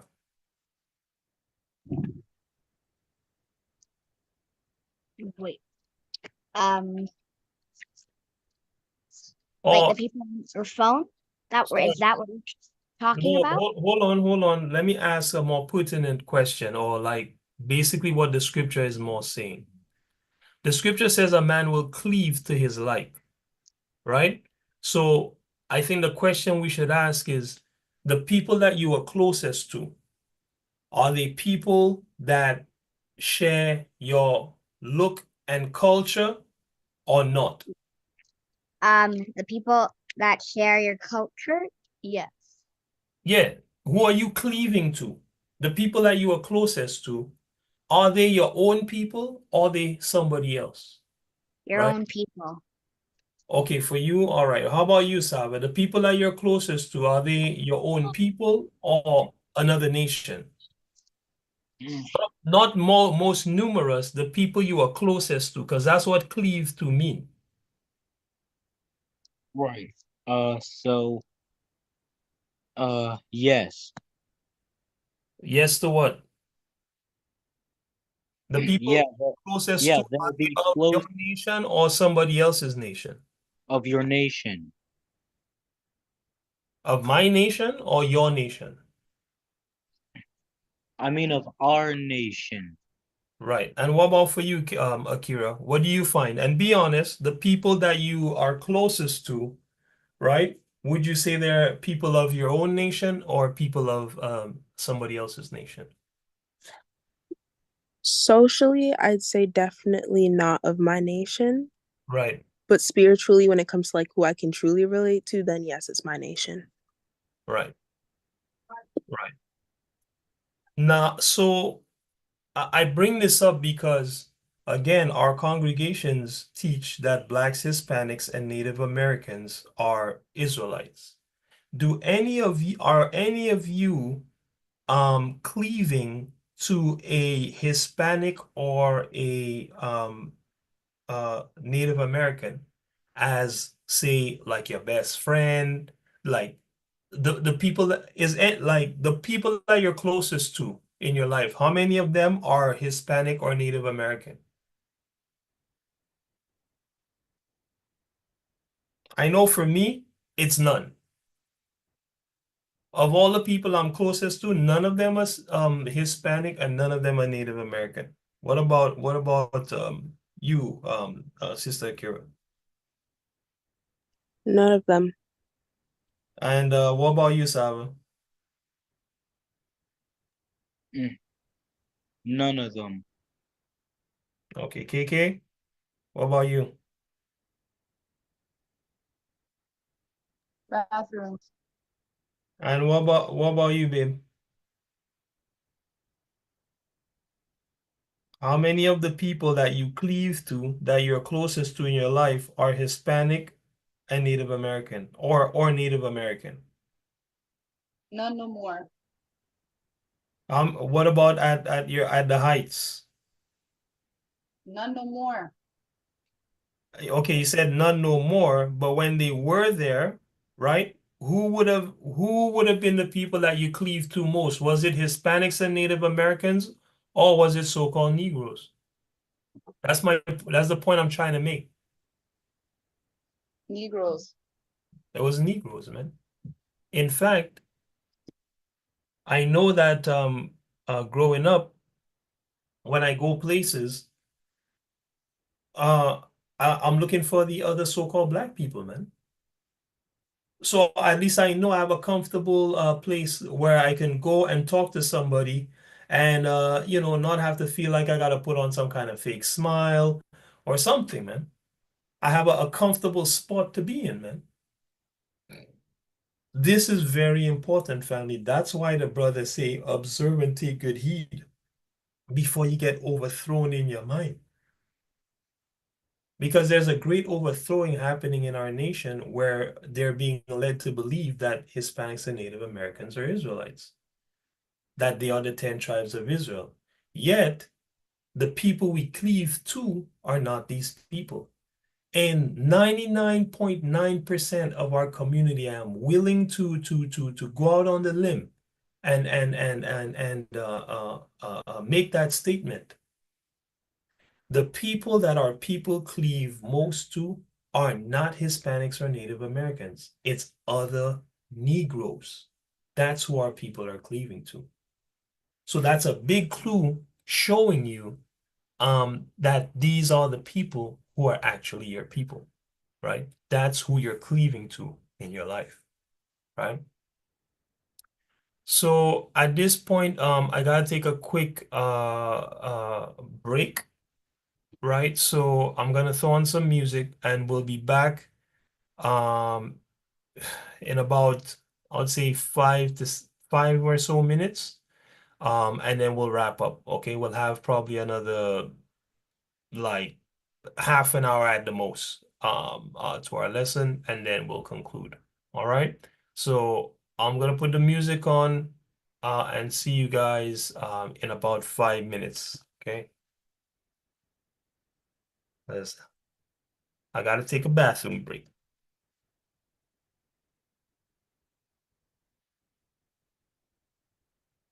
Music in peace?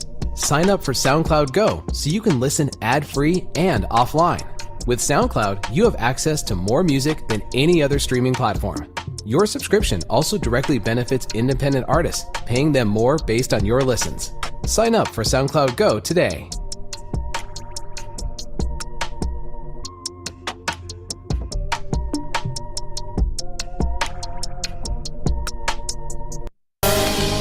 This journey can be discouraging.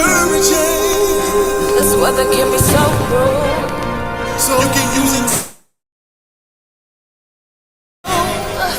They're trying to keep you from flourishing. So opportunities are so few. I'm sure your spirit could use some nourishment. Let me fix you up better than soul food. You need some soul food. Soul food. You can get food. Let me fix you up better than soul food. You need something to eat, yeah. Soul food. I can tell you need. Let me fix you up better than soul food. We got food for thought on the buffet, forbidden truth by the bowl. Nourishment for the spirit like chicken soup for the soul. Have a slice or two of daily bread. I just finished kneading dough, cooking for my people, so no MSG or GMO. For hungry souls seeking peace, consider this a rest stop. Kiyashawab up in the kitchen, whipping up a fresh pot, and your bills already paid, so do we accept cash? But let me fix a couple paper plates to get you to your next stop. Where's Marvin when you need him? Or Curtis Mayfield to help me sing a song of freedom. Soul bleeding, heart weak and hot. You ain't got no time to spare. That healing that you need, you won't receive it with Obamacare. We children of a bitter past, future sweet as cinnamon. Levi, Gad, Simeon, Manasseh, Judah, Benjamin. You can thirst to death on your quest out there trying to get them bucks up. But for those seeking living waters, come and fill your cups up. This is for Joseph and Doug. This is for Babro and Timothy. My kinfolk that plan to stay and the ones that attempt to flee. For the brothers, for the sisters, for the elders, for the youth. All the family I gained since I came into this truth. Go on, get you a place. This journey can be discouraging. This weather can be so cruel. You can use a taste of encouragement. It's on everything that you go through. They're trying to keep you from flourishing. So opportunities are so few. I'm sure your spirit could use some nourishment. Let me fix you up better than soul food. Some soul food. Yeah. Soul food. That's what you need. Yeah. Fix you up better than soul food. I can tell you need it. Soul food. I'ma keep it 100 with her. Better than soul food. Look, the truth ain't all sunshine and rainbows. It's a lot of brimstone with hailstorms and tornadoes. Fire from the skies, devils warned with the angels. Many men with sunken eyes, lost souls, empty vessels. Spiritual battle, souls tangled cause we wrestle with the spirit of depression, lust, hatred, and betrayal. Snakes along the trail, the devil shooting arrows down the road. Lesser travel, death follows like a shadow. But at the end of every struggle is a blessing. Every failure is a lesson. Listen, beauty can be painful. It's heavy pressure, but you gotta keep on pressing. Every step is a progression. Keep your head up and be faithful. And at the end of every tunnel there's a light. There's a morning to a night. Sunny sky after the rain falls. The Lord will never give you what you couldn't handle. Don't you ever let the devil take the fire from the candle. And with the knowledge you gon' feel the grief and sorrow. You weeping by tonight, but you gon' reap the joy tomorrow. And yes, it's so true, this weather can be so cruel, but let this it console you. Have some of this soul food. This journey can be discouraging. This weather can be so cruel. You can use some encouragement. It's on everything that you go through. They're trying to keep you from flourishing. So opportunities are so few. I'm sure your spirit could use some nourishment. Let me fix you up better than soul food.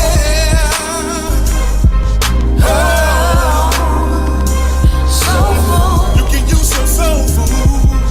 Oh. Let me fix you up better than soul food. You gon' get food today. Soul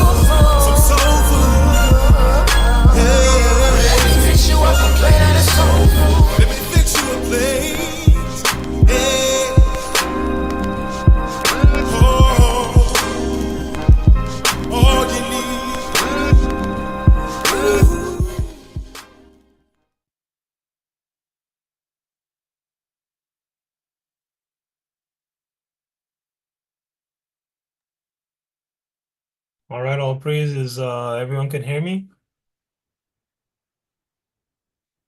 Yeah. Yep.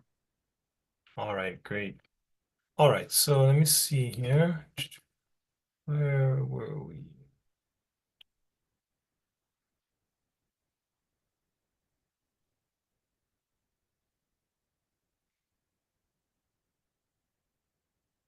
Right, okay. Yeah, so, um, when we go through the Great Tribulation, we're gonna find the Israelites cleaving to one another, man, right? You're gonna find the Israelites cleaving to one another. And we see that happening in reality, man. Though we have, all kinds of people around us who are so-called friends, the people that we cleave to are our own people, man. The so-called Negroes, man. These are the people that we are cleaving to in our lives, right? These are our moms, our dads, our uncles, our cousins, right? Our friends, our close friends, you know, our gaming buddies, our study buddies, our workout buddies. These are the people, man, you know. Okay.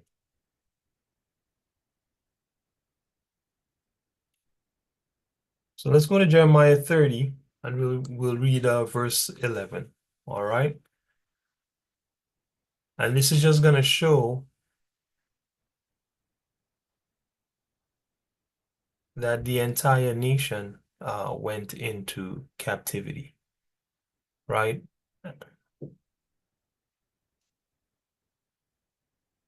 Jeremiah 30.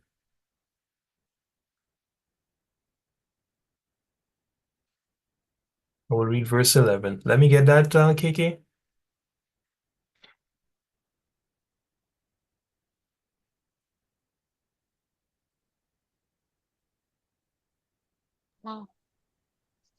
For I am with thee, say, saith the Yahweh, Hold to on, hold save. on, hold on. Go from 10, please. Therefore fear thou not, O my servant Jacob, saint, saint Yahweh, never be dismayed, O Israel, for I, O will save For thee, lo, I will. for lo, I will save thee from afar, and thy seed from the land of their captive, captivity, Mm-hmm. and Jacob shall return and shall be in rest and be quiet, and none shall make him afraid. Right. So according to the Most High God, the land that the tribes of Israel are in right now is the land of their what? Is is the land of their captivity. Their captivity. So if you're a captive, the place that you were taken there as a slave, man. That's what a captive is. You did not come to the particular place all of your own volition, right? You were forced here as a slave, all right? So the 10 tribes, wherever they are right now, they came there as slaves, right? Go ahead. For I am with thee, thee, saints Yahweh, to save thee. Though I make a full end of all nations, whether I have scattered thee, ye will I not make a full end of thee, but I will correct thee in measure, and I will not leave thee altogether unpunished. Unpunished, right? So the Most High said, I'll make a full end of all nations, whether I have scattered thee. So where did the Most High scatter the Israelites to how many nations, KK? All the nations? All the nations. So what if you go to Australia? Would you be able to find some Israelites there that the Most High scattered and sent there? Yes. Right. That yes, yes. What if you went to Antarctica? Would you be able to find some Israelites there that the Most High sent? Yes. That's right. He said all nations. Yes. Right. What if you went to China? Would you be able to find some Israelites there that the Most High sent? Yes. Certainly. Right. Excuse me, can I say something? Yeah. N- Not many people really live in Antarctica. I know, Sava. I know, but there's still Hebrews there. There's still Hebrews there. There isn't a single place on earth where Hebrews are not there. There's Hebrews there, right? If people went there during the if people were there from the time slaves were being traded, or people were being traded until now, I bet your bottom dollar Hebrews were there. That's what it means, all nations, right? So, what do you call it? If it's not a nation, like say Antarctica, because again, I'm not sure if Antarctica is an actual nation, they may not be living there, but they certainly went there. And whatever nation is closest to there, the point being, there's Hebrews there in whatever nation is on the face of the planet. Make sense? Yes. Yeah, and thank you for clarifying that, right? But you look for Afro Chinese, you're gonna find them, right? You look for Afro Filipinos, Filipino, indigenous Black Filipinos. This may or may not give you, sort of what you're looking for, but if you just do some reading, you're gonna find that anywhere in the world you go, there's people there that mixed with the slaves from the transatlantic slave trade, man. Any nation on earth you go to, right? Our people will be there, right? Can you go to any nation on earth and find Mexicans or Native Americans that came there during the transatlantic slave trade? The answer is no, man. You can't, right? So this is just further evidence that these are not the people, all right? Um, let's go to Ezekiel 34,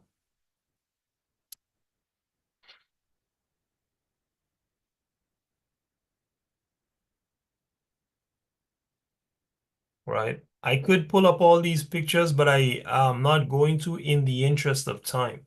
You can go on your own, look up, you know, Mexicans shipped worldwide, in the slave trade. Good luck. Look up Native Americans shipped worldwide in the slave trade. Good luck with that, right? You might find a speck or two, but you certainly are not going to find that this is the fate of the entire nation, or even 10 tribes worth of that particular nation, right? Because the thing done unto Israel, according to the Most High, is a thing not done to any other people on the face of the planet, right? The extent to which the deep-seated hatred and collaboration of the other nations goes has not ever been seen. We just read about that um, there will come a time of tribulation as was never before and will never be again. So it's a very distinct tribulation, right? That the Israelites would face. So let's go to Ezekiel 34 and we'll read verse 1 to 5. Let me get that from you there, Salva.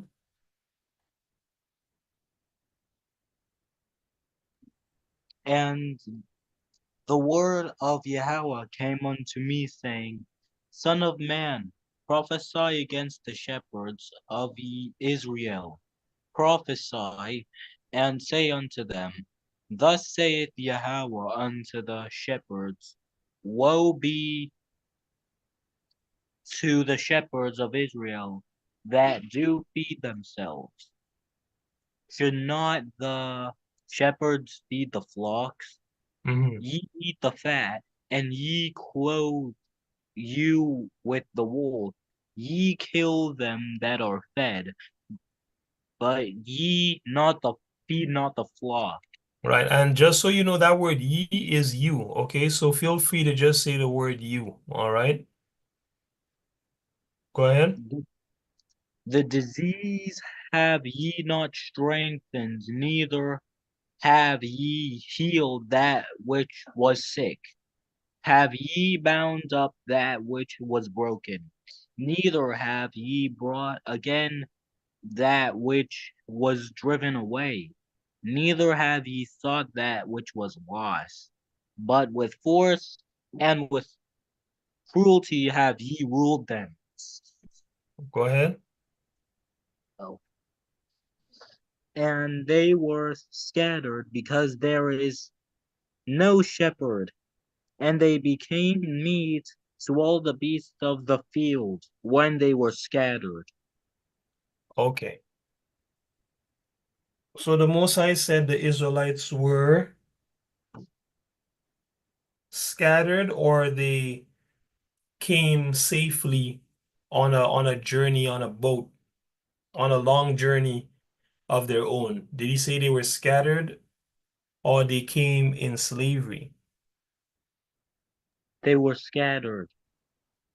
Sorry, yeah, did he say they were scattered or they came like on vacation? He said they were scattered. And he said they became meat to all the beasts of the field when they were scattered. Now, meat is a metaphor for what?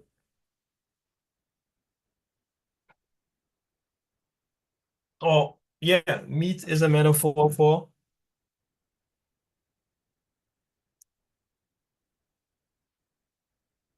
another word for meat. Because is it talking about only meat? Is it only talking about meat alone, or is it talking about something else? Meat Meat, is a metaphor for slaves. nope. You became meat to all the beasts of the field. The beasts of the field is a metaphor for what? We looked at this last week.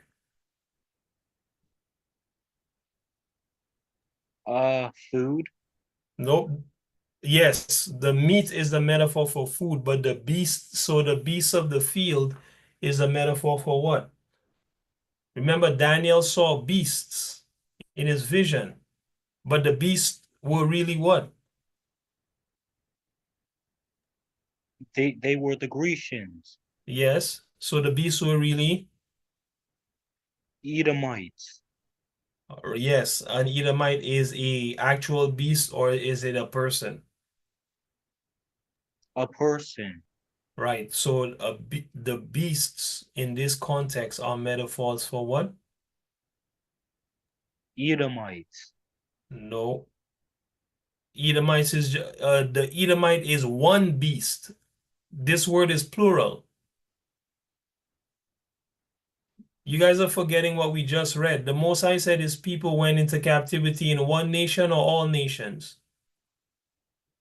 all nations, All right. And so now he says his sheep, which is what?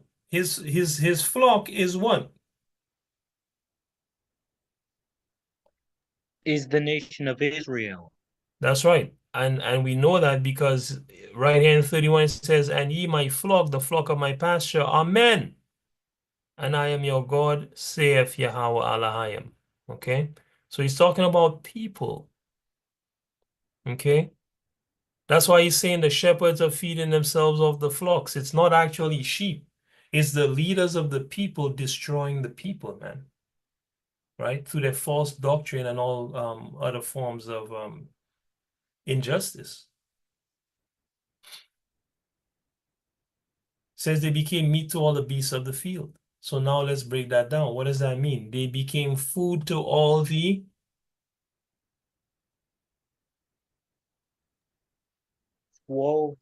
nations. nations, man. That's right. When they were scattered. Right? Then he breaks it down even further. Read 6.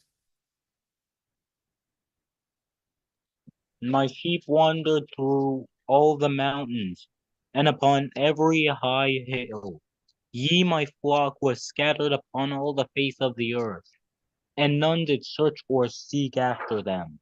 So he makes it plain. And he even says, my sheep, which is my people, wandered through all the mountains. What does all the mountains mean? Every nation. Every nation.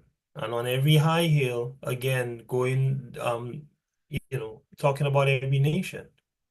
Right? And he said, again, his flock was scattered. He scattered them, exiled them, kicked them out, right? To all upon all the face of the earth. That's everywhere, man. Right? So this is a key indicator of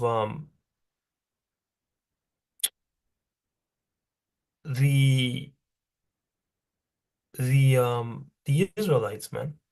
Right? The fact that they went into international slavery, man. International slavery. So the 10 tribes went into international slavery, right? Along with the other 2 tribes. They went into international slavery, right? This is what the abomination of desolation led to, right? This is the second portion of the Great Tribulation. The Great Tribulation started with the destruction of the temple. The Great Tribulation led to international slavery after the expulsion edicts and the papal bulls and all the mistreatment in so-called Europe, right? It led into international slavery, and it's about to get into Jacob's trouble, right?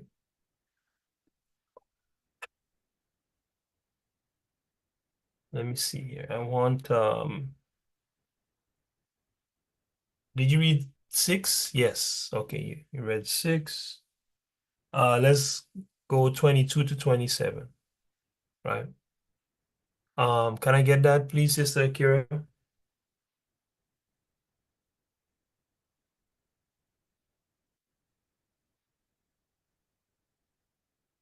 I'm using your screen. Can you scroll down a bit?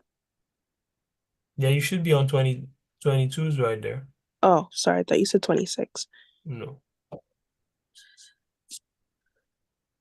Therefore will I save my flock, and they shall no more be a prey, and I will judge between cattle and cattle. Keep going. Yeah, until you get to 27. Oh. And I will set up one shepherd over them, and he shall feed them, even my servant David. He shall feed them, and he shall be their shepherd. And I, Yahweh, will be their God, and my servant David a prince among them. I, Yahweh, have spoken it. And I will make with them a covenant of peace, and I will cause the evil beasts to cease out of the land, and they shall dwell safely in the wilderness, Yeah, and sleep in the woods. right. And I will make them and the places round and I will make them and the places round about my hill a blessing. And I will cause the shower to come down in his season. There shall be showers of blessing. And the tree of the field shall yield her fruit, and the earth shall yield her increase, Mm-hmm. and they shall be safe in their land, and shall know that am I am the Lord, when I have broken the bands of their yoke, and delivered them out of the hand of those that serve themselves of them. Right. So they will know that I am Yahweh when I have broken the bands of their yoke. Okay, and we know Deuteronomy 20 talks about a yoke of iron coming upon the neck of the Most High people until they've been destroyed. Okay, and then the Most High says here, very importantly, I will deliver them out of the hand of those that serve themselves of them. Who is serving themselves of the Hispanic and Native American right now? Is the Hispanic and Native American in a worldwide slavery serving their enemies right now? The answer is an emphatic no. They're not. This is only happening to the so-called Negro. All right. One more scripture and then we'll wrap up for today. Um, let's see here. Is Isaiah 11. Let's go to Isaiah 11.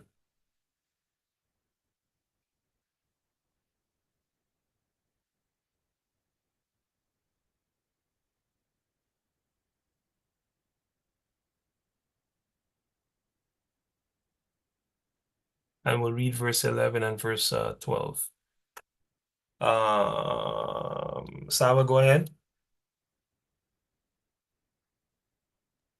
And it shall come to pass in that day that Yahweh shall set his hand again the second time to recover the remnant of his people, which shall be left from Assyria, and from Egypt, and from Pathros, and from Cush, and from Elam, and from Shinar, and from Hamath, and from the islands of the sea. So stop right there. The Most High tell you there's gonna be a remnant of his people left where? In Assyria, all right, in Egypt, in Pathros, which is south of Egypt, in Cush, which is Ethiopia, Elam, India, Shinar, Iraq, Hamath, Iran. All right, I believe Hamath is Iran. Could be mistaken there. And the islands of the sea, which we know are the Mediterranean islands. So there will be a remnant of the Most High's people in all of these places. You see what I meant when I was telling you guys, the scripture is saying, hey, listen, the Most High sent his people into captivity into every nation of the earth. Look where he's telling you he's taking people from, right? Even these places that we don't even consider. The transatlantic slavery is said to mostly have gone to South America and North America and Europe as well, right? But there were other slaveries, which I even forgot to mention. There was the trans-Saharan slave trade as well, right? Which also took Hebrews to India and China and Japan and Australia, right? And you guys can look that up on your own time. So the Most High is taking his people from a diverse set of places, right? And when we come back next week, uh, you know, we'll see that he says he's taken us from the land of the north and from all lands, right? That he expelled us to, right? Um, Let me see if I have it here actually.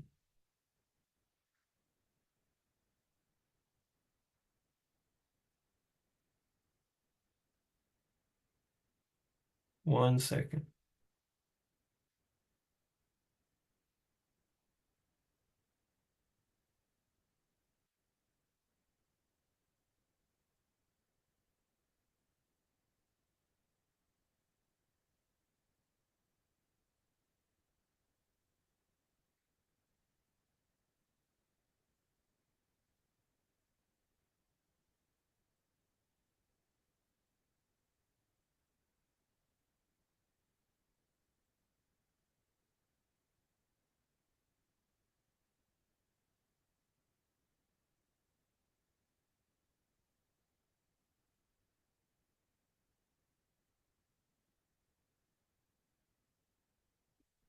1 second.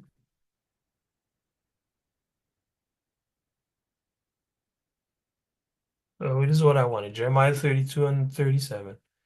I will surely gather my people from all the lands to which I have banished them in my furious anger and great wrath, and I will return them to this place and make them dwell in safety. All right, so he gives you a list of lands, but he tells you he banished them worldwide, right? So now when you read verse 12, you can get the correct understanding of verse 12 because in our congregations, when people read this particular part, they try to say it's only Judah that was spread throughout the four corners of the earth. But we've read at least 3 or 4 scriptures where the Most High said that he spread all the Israelites, right, throughout the earth, right? So now read verse 12, Saba.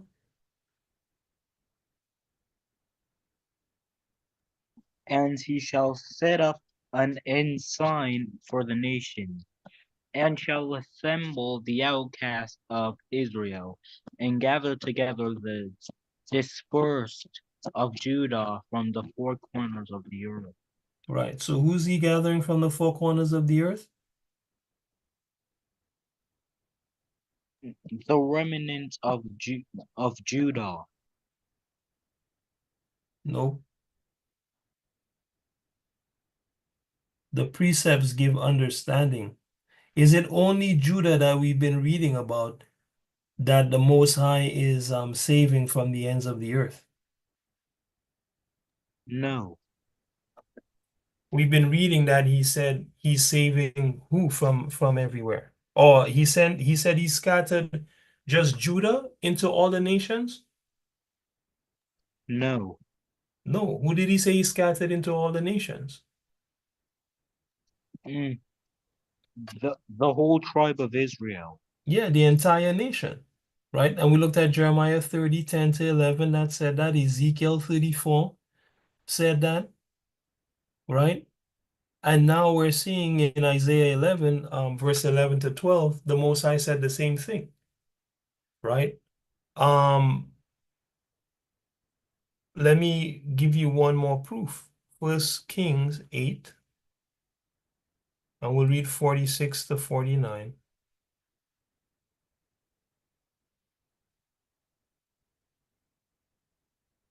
Go ahead.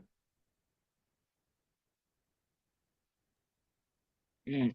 If they sin against thee, for there is no man that sinneth not, and thou would be angry with them, and deliver them to the enemy, so that they carry them away captives unto the land of the enemy, far or near. Stop right there. Which they, this is talking about all the Israelites. Solomon is actually dedicating the temple in this prayer. And he's praying for all the Israelites and saying, hey, Father, right, if you be angry with them, right, and carry them away captives unto the land of their enemy, far, if you carry them far away, captive. He didn't say on vacation, rowing a boat, traveling leisurely for a year and a half. He said, if you carry them away captive, that's the theme that keeps going throughout this entire thing. The Most High keeps carrying the Israelites, the entire nation, away into captivity. He never carries us away into vacation. It's into captivity. That's how he gets us out of the land. So why would it change with the 10 tribes of Israel? It wouldn't, and it hasn't. Okay? He said so that these nations carry them away captive far, which we know over here in so-called America, right, is far. The UK is far, Australia far, South Africa far, West Africa, East Africa, India, China, Russia, Greenland. These are far places. Nova Scotia, that's far, man. But Kush, Shinar, Hamath, you know, that's close. Egypt, Pathros, those are close places. The Isles of the Sea, that's near, you know, certainly relative to America, man. He say whether you carry them away far or near. No, this is said because the Most High already knew that we would be carried away far and near. And he knew that there would be a remnant in the land and all these things. So he's just showing us these things in the precepts. All right. So 47, go ahead. Yet if they shall bethink themselves in the land whither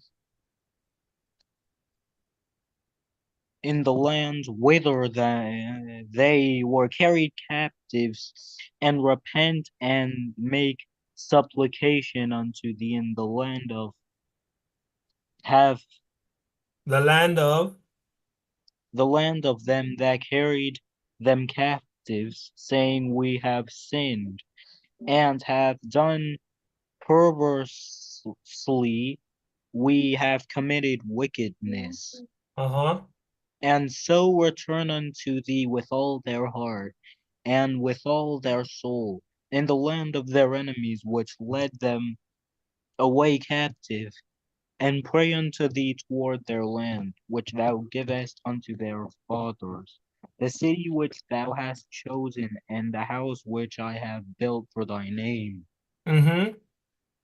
Then hear thou their prayer, and their people that have sinned against thee, and Then, no, no, no, no, no. then hear thou their prayer and their supplication in heaven, thy dwelling place, and maintain their cause. Right. So did the brother say that, I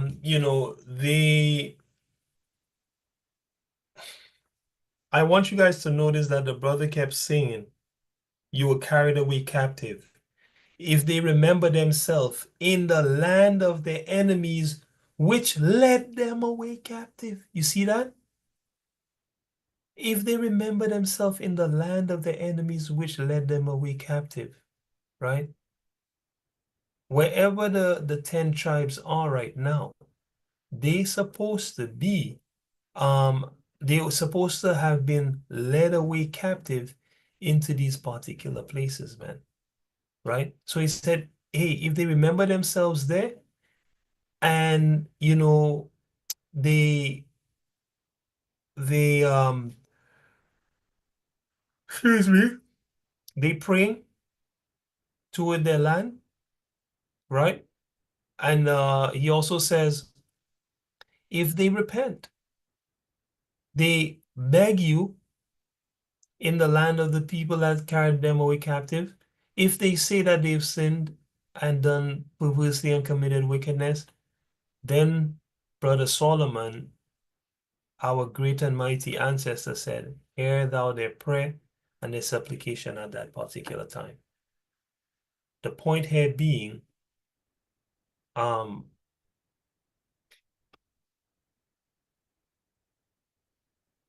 the Israelites were taken into international slavery.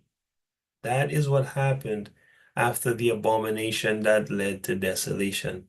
This is the second portion of the Great Tribulation. The first portion being pushed out of the land, the second portion being driven into international slavery, and the third portion, which we'll look at next week, Lord willing, will be Jacob's trouble.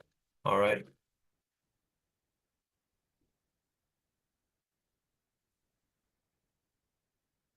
Right. So with that, all praise to the Most High. We shall reconvene next week, Lord willing, and try to finish this one off. All right, because I don't want to stretch it, and you guys don't retain, anything that we spoke about today. All right. So any questions or comments before we blow the trumpet and pray?